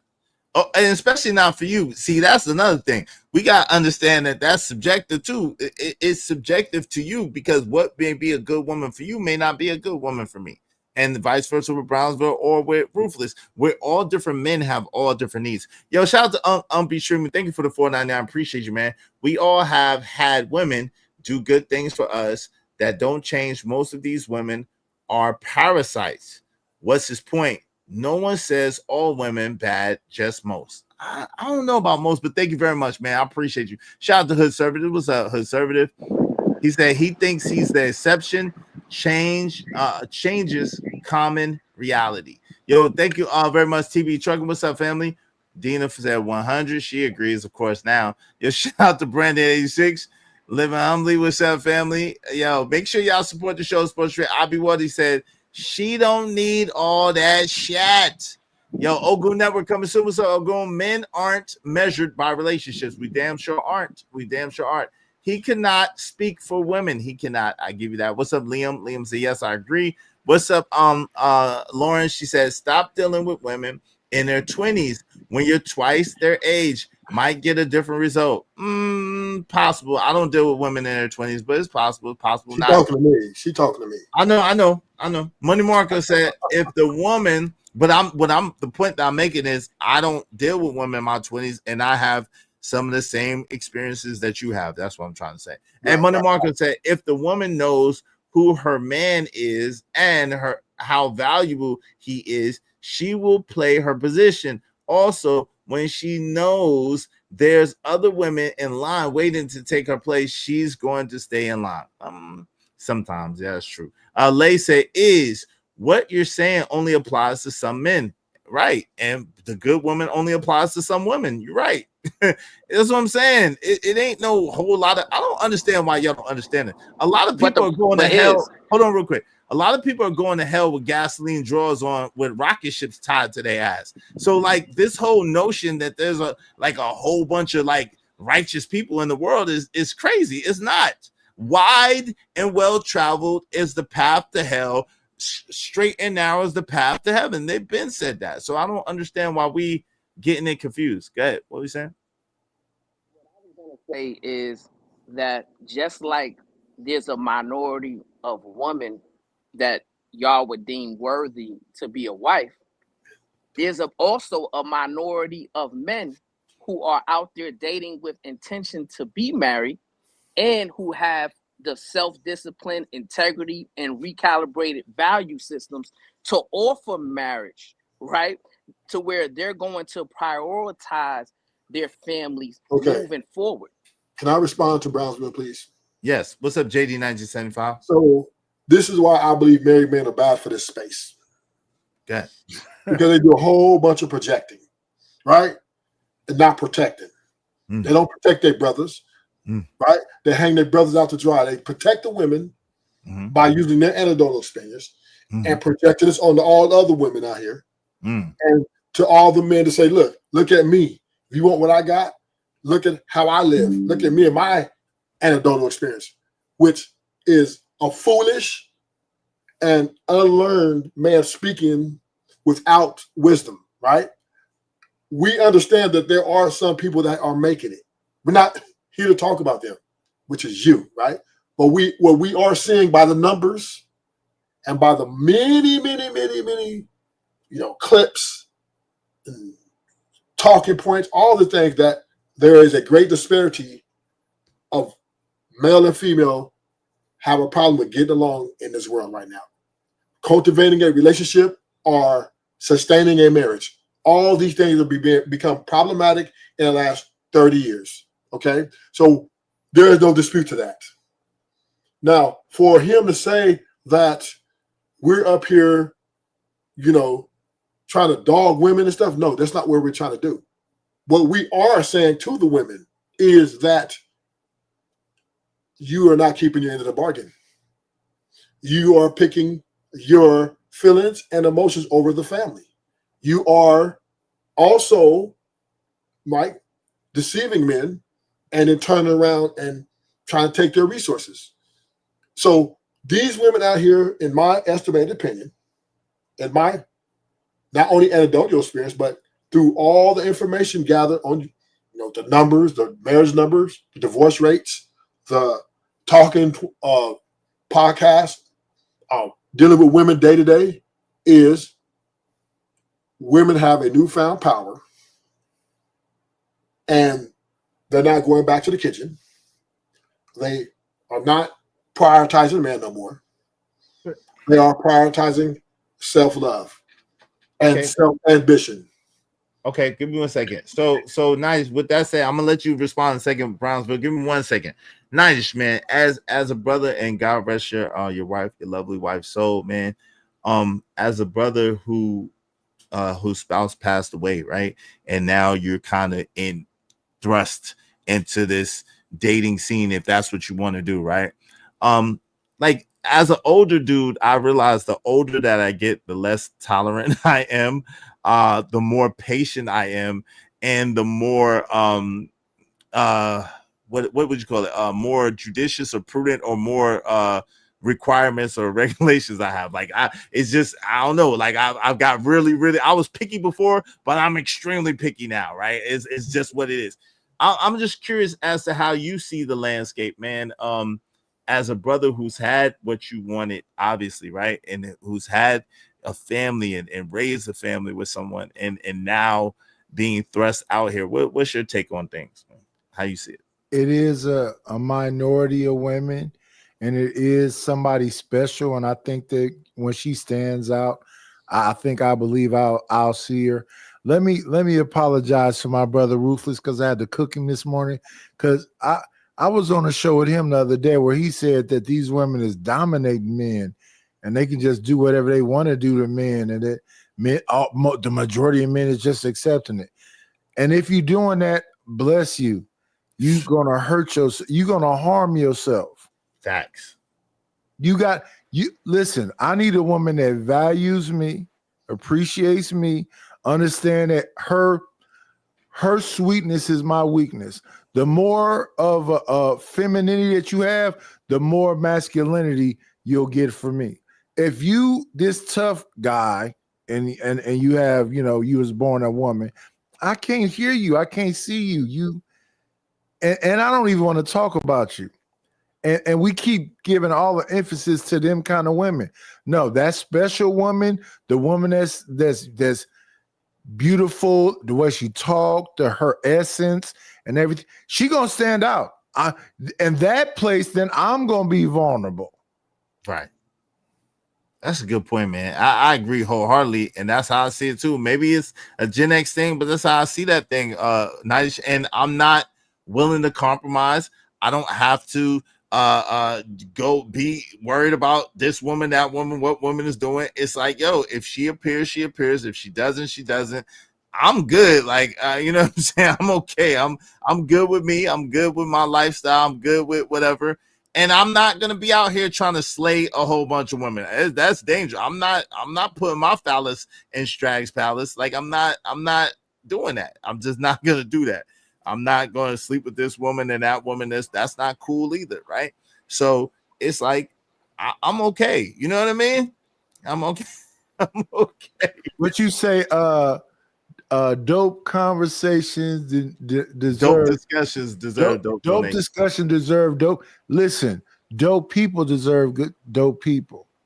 But right, and I totally agree with that, Nidus. You're 100% correct. The problem that I have is when brothers like Ruthless say, "Well, you're speaking from your anecdotal experience," as if we don't all speak from our own anecdotal experience, right? You see, Ruthless speaks from his anecdotal experience, and it's always a negative point of view, because maybe in his experience, his relationships were all negative, right? When I speak from my anecdotal experience, obviously I'm coming from a positive perspective, because I have a lot of positivity within my relationship. You know what I'm saying? Like, we just came back today from a weekend getaway. You know what I'm saying? Where just me and her enjoyed each other's company for a few days, just living life and enjoying the fruit of our labor. Here's the thing. right? You guys got to get off of all of these talking points and statistics, man, because life is not about talking points and statistics. When you are trying to find a woman that you believe is worthy of marriage, then you shouldn't be having a mindset of all of these negative talking points that you're hearing on YouTube, right? Take the mask off and just be yourself, right? And try to vet out common character traits that's going to allow you and that woman, to be best friends first, right? Because before I offered marriage to my wife, I wanted to make sure we were true companions in every way. And I knew that she was going to be my wife because not only she held me down when I was at my worst, but also we were best friends. We both enjoyed spontaneous going out doing spontaneous things. We both enjoyed Browns, hold on real quick. So let me interject real quick. I think that is dope that you vetted your wife the way you did. I think that's dope. If you took your time, you vetted her. That's awesome, right? And I think it's dope that she was there for you and she was someone that you could rely on. I think that is very dangerous, this whole best friend concept, because that's not a realistic perspective, especially, and it's not even scriptural, right? So number one, it's not scriptural at all. And number two, it's not even realistic. Like your woman being your best friend in this day and age is kind of like a stretch concept. I think now, should y'all have a mutual respect for each other? Yes. Should y'all have a mutual understanding for each other and have be equally yoked and be aligned in the direction you want to go and the things you want to go? Absolutely, without question. But this whole best friend concept is a little more of a fantastical type concept.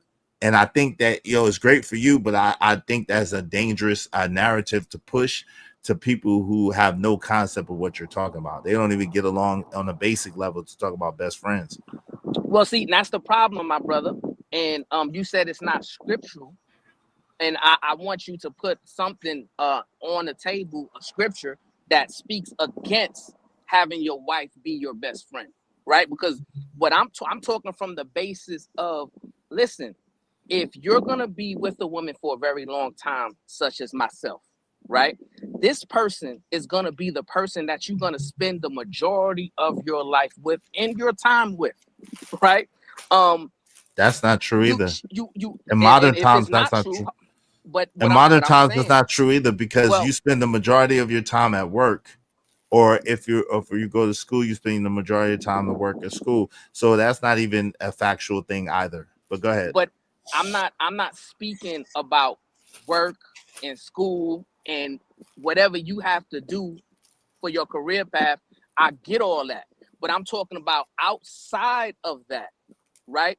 The people that you are spending and entertaining your time with, your wife should be number one, right? And if she is number one, then y'all should be best friends, because y'all should be developing that bond, that godly bond, which says y'all are not two no longer, y'all are one, right? So if you're not your own best friend, then that is a problem, right? Because you and your wife should no longer be two. And you have to vet that out in the dating process, in my opinion. If you like a certain food, she should like that same food, right? In general. Because here's the problem. She's going to be cooking your food, right? You guys are going to be going to restaurants, eating, whatever. If you don't like seafood and she likes seafood, that's going to create a certain conflict sometime, somewhere, right? You have to be able to vet out to having less conflicts of interest and more positive engagements to where y'all can actually enjoy each other without disagreements, right? This is all part of the vetting process. And I'm talking about if you are desiring a true long-term relationship and long-term commitment that spans decades, right? And if you're not doing it that way, oftentimes what happens is the men who are speaking up and are lending their voice on these panels as husbands, they're doing so in a negative way because they don't like their wife. They don't want to be in their wife's company. They rather be sitting on a panel on YouTube talking to a whole bunch of fellas, which I kind of find weird in and of itself. You know what I'm saying? You're speaking of yourself, right? I think, well, you don't see me on a lot of panels, Ruthless. And there's to. a reason for that. There's a reason for that, right? And when you Your wife did checked see you? me, She and checked when you. you Said, did, don't do that when no you more? did see me, hold on, Ruthless. When you did see me on panels, just like today, right? I'm doing so while I'm at work, right? That's the only way you can get away with it. No, because that's the only way that I want Check to yourself. utilize my time to lend my voice. Because when I'm not at work, all of my time is being dedicated to my wife and kids and my other family members, right? And the people in my real life that I'm building with, that I'm mentoring, et cetera, right? So what I'm saying is you got to get off of this internet lifestyle and start cultivating real valuable things in your real life. Go out and touch grass, touch sand, take the mask off, be yourself, and find a woman that's willing to deal with all the good and bad that come with ruthless truth. And if it's too much bad, then obviously you got to examine yourself. Maybe you need to recalibrate your value system. Give me and 1 second. remove lust Hey, and Omni, degeneracy hold from the on. top Give of your me value one system. quick second, Peace and love. Brownsville. Peace. Yo, Omni and Imperius, I appreciate y'all coming up. I'm about to shut it down in a few minutes, so I don't want to. You know what I'm saying? I appreciate y'all if y'all can come. I'm going live after this. Yeah, Ruthless going live. Y'all make sure y'all go to Ruthless and hang out with him. I'm shutting down in like 9 minutes, y'all. So I don't want to you know what I'm saying, start y'all on anything. So much love, much respect to y'all. I appreciate y'all coming through. Come through tomorrow and just kick it with me, man. Okay. Shout out to Imperius. He said he'll roll up to your show. He said, what's the basic relationship between man and women? That's a question for you, Brownsville. What's a basic relationship between man and women mean? Yo, if you could put Ibrico, could you put Ruthless channel in the chat, please? So the link to Ruthless channel, Ruthless Truth channel in the chat, so that, or Ruthless, you could put it in chat. You got a wrench. The basic relationship between man and woman, I don't understand what he's talking about, because there's several relationships that happens between man and woman. So what way is he asking that question? I don't know. He was there. Hey, Kasim said, I think the best friend, quote unquote, aspect usually means you actually like your partner as a person, not just love them. And I think you should like your partner for sure. I think you should like them, but best friend, a little bit different. But you know what I'm saying? Uncle Shroomy said, Izzy just said that. Is this ninja listening? I don't know. Living Humbly said, I think that's what is said. Not every man is good and not every woman is good. I definitely did say that, but it's okay. Uncle Shroomy said, it don't matter if it's a lot of men that's not dating with intentions, because we not trying to marry men. That's a 100% fact. We're absolutely not trying to marry men. KO Black said, y'all can keep those masculine women. Yeah, I don't want them either. That's why we don't want masculine women, because we don't like men. God designed women to be a companion and complement, not to be a competitor. Yo, that's a fact. That's a fact right there. That's a fact. But right y'all there. gotta show that y'all do like women, right? Which I'm open and honest with my relationship. Hold on, real quick. Go to my channel. Hold on, right? real Hold quick. on. Let me. Wait, because I was in Izzy. no. Hold on, real quick, because I was in the midst of reading these. Give me 1 quick second, if you don't mind. Give me 1 quick second. I'm gonna let you. My brother. Emperor Kojak 3 and 3 grade say, you ever see dark skin Aunt Viv on that episode of Jamie Foxx? Damn, with that sheer red stockings, my oh my. Yeah, I still seen that as auntie. Shout out to Tim KC, said Izzy picks his battles wisely. I tried to. Dina said, I think you were the problem in your relationship. Probably so. Let you tell it. Let you tell it. Probably so. That chocolate queen. No, it ain't. My parents will be married for 45 years next month. Ain't no happy wife, happy life. Bullshit. Right. That's bullshit. Happy man is God's plan. But okay, go ahead, Brownsville. I just wanted to read those. So what I was saying is, I hear a lot of brothers say, oh yeah, we love women, we're after women, we're trying to be with women. Mm-hmm. but they haven't substantiated their argument, right? I haven't seen not one of these brothers come on a platform and have a woman vouch for the type of man that they're projecting themselves to be, right? You can go to my channel. And I've had 4. Wait, what about me? Hold on real quick. I'm not had talking 4. to you, Izzy. No, Izzy, I know, but I'm to just you, saying. Hold on real quick. I've had 4 women come up here and substantiate the type of man I am. Go ahead. You got it. But what I'm saying is that's good for you, but you didn't make the comment, my brother. There was people in the chat room that made the comment, and a lot of brothers make that comment, right? But what we see on the platform is the opposite of what they are projecting. We see you guys, I'm not talking about you specifically, okay? We see y'all brothers who are claiming that y'all love women. We see y'all in real time bashing women. We see y'all advocating for violence against women. We see y'all giving men their flowers multiple hours of the day, giving men money multiple hours of the day, right? We don't never see y'all lifting women up, right? So what I'm saying is, if y'all are lovers of women, then all you got to do is substantiate your argument. Bring a woman online that's willing to speak to the value that you bring as a man, that's for the honor or integrity or responsibility that you bring as a man, right? That makes you a solid man, worthy to find a wife. But what I'm learning is the reason why y'all are so quick to get on these platforms and speak to a negative situation in regards to women is because a lot of y'all, when it comes to relationship with women, represent a failure as a man, as a husband, as a boyfriend, or what have you, right? Your relationships failed. So if your relationships failed, that's all you're going to be able to speak to is that failure, right? And I appreciate what you did today, Izzy, because even though you said, hey, my relationship didn't work out, but that doesn't mean the woman that I was with wasn't a good woman, right? That doesn't mean that there's not good women out there, right, that I can have access to. So I appreciate that more balanced approach. I always talk like that, though. You got brothers like Ruthless Truth who are always going to bring the negative approach because that's all he has in his anecdotal experience is negative experiences. Peace and love.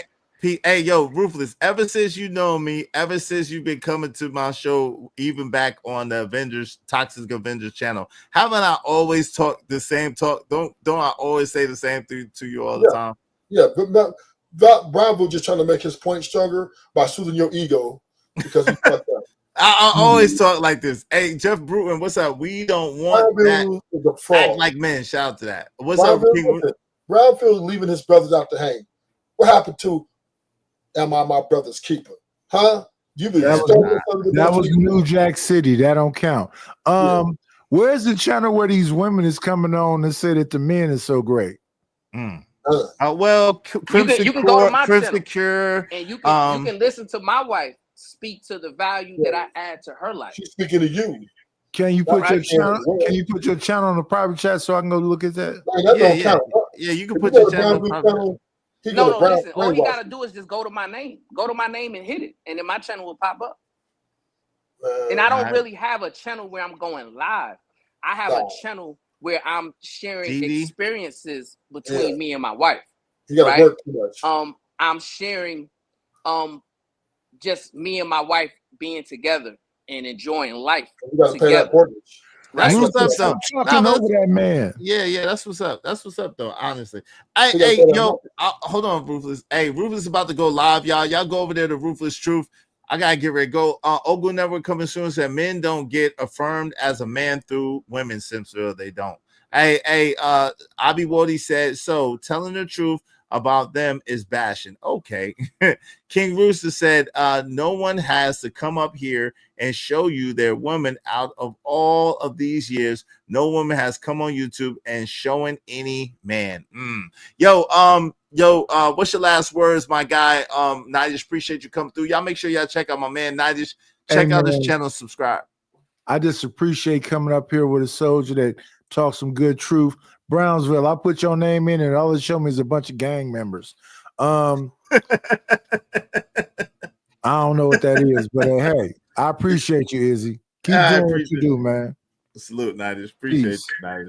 Yes, sir. Yeah, we appreciate y'all too, man. And yeah, I come from that type of situation, so you probably did put that in. It probably did come up. Izzy know a little bit about that as well. But my last words is this, Israel Mills. I appreciate you having me on your show.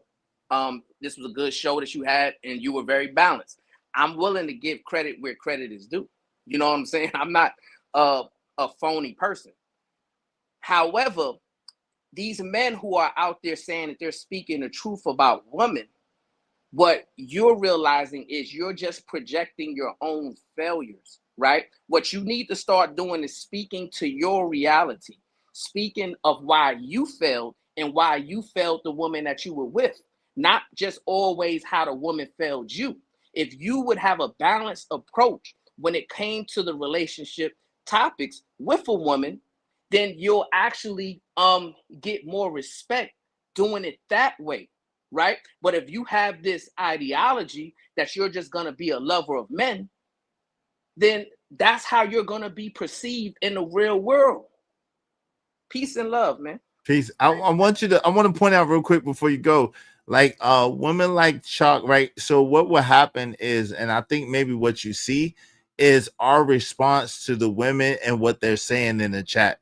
Like women like Dina Forbes or like Chuck sometimes, you know, or some of the other women that come over here sometimes, they, you know, get a little out of pocket, a little extreme. So, you know, I think that that be kind of what you see sometimes too, because I've always had a balanced approach. They was calling me a white knight for a long time because I love women too. Like I don't have no issue with it. You know what I mean? So, but appreciate you coming through. Appreciate you kicking it, man. Go ahead and check out my man. Go ahead and check out. Is that Rufus Truth? Or is Drip going live? But check them out, man. I appreciate you, Brownsville. I gotta go pick up my son from school. Yo, peace and love, man. Peace. Enjoy your time with your son. Enjoy your time with your family, because time is precious, man. And we don't know. Nobody knows the last day nor hour that we gonna be living on this earth, man. So let's encourage people to live life to the fullest. Enjoy life. Enjoy the people that's in your life, that God put in your life to help you enjoy it. And the more love that you show, the more love that's going to be reciprocated back to you. But if you out there spewing hate, and if you out there showing hate, that's also going to be reciprocated back to you. Peace and love. Peace. All right, man. Appreciate y'all coming through, kicking it with me. Y'all could have been anywhere in the world, but y'all chose to be here with me. It means the world with me. I really, really appreciate each and every one of y'all. I gotta be out. I'm gonna holler at y'all later. We holler at y'all. Make sure y'all like, share, subscribe, tell a friend. Tell Rufus I sent y'all over there. Peace.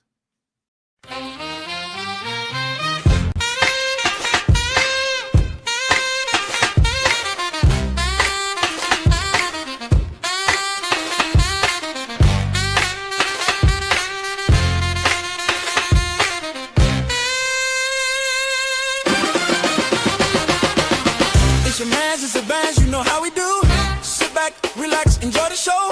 Dope discussion, deserve dope donation. Spread love through compensation. Cheese fed up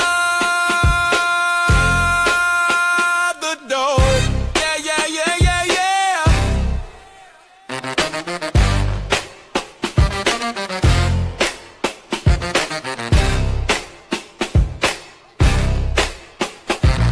Don't forget to like, share, and subscribe.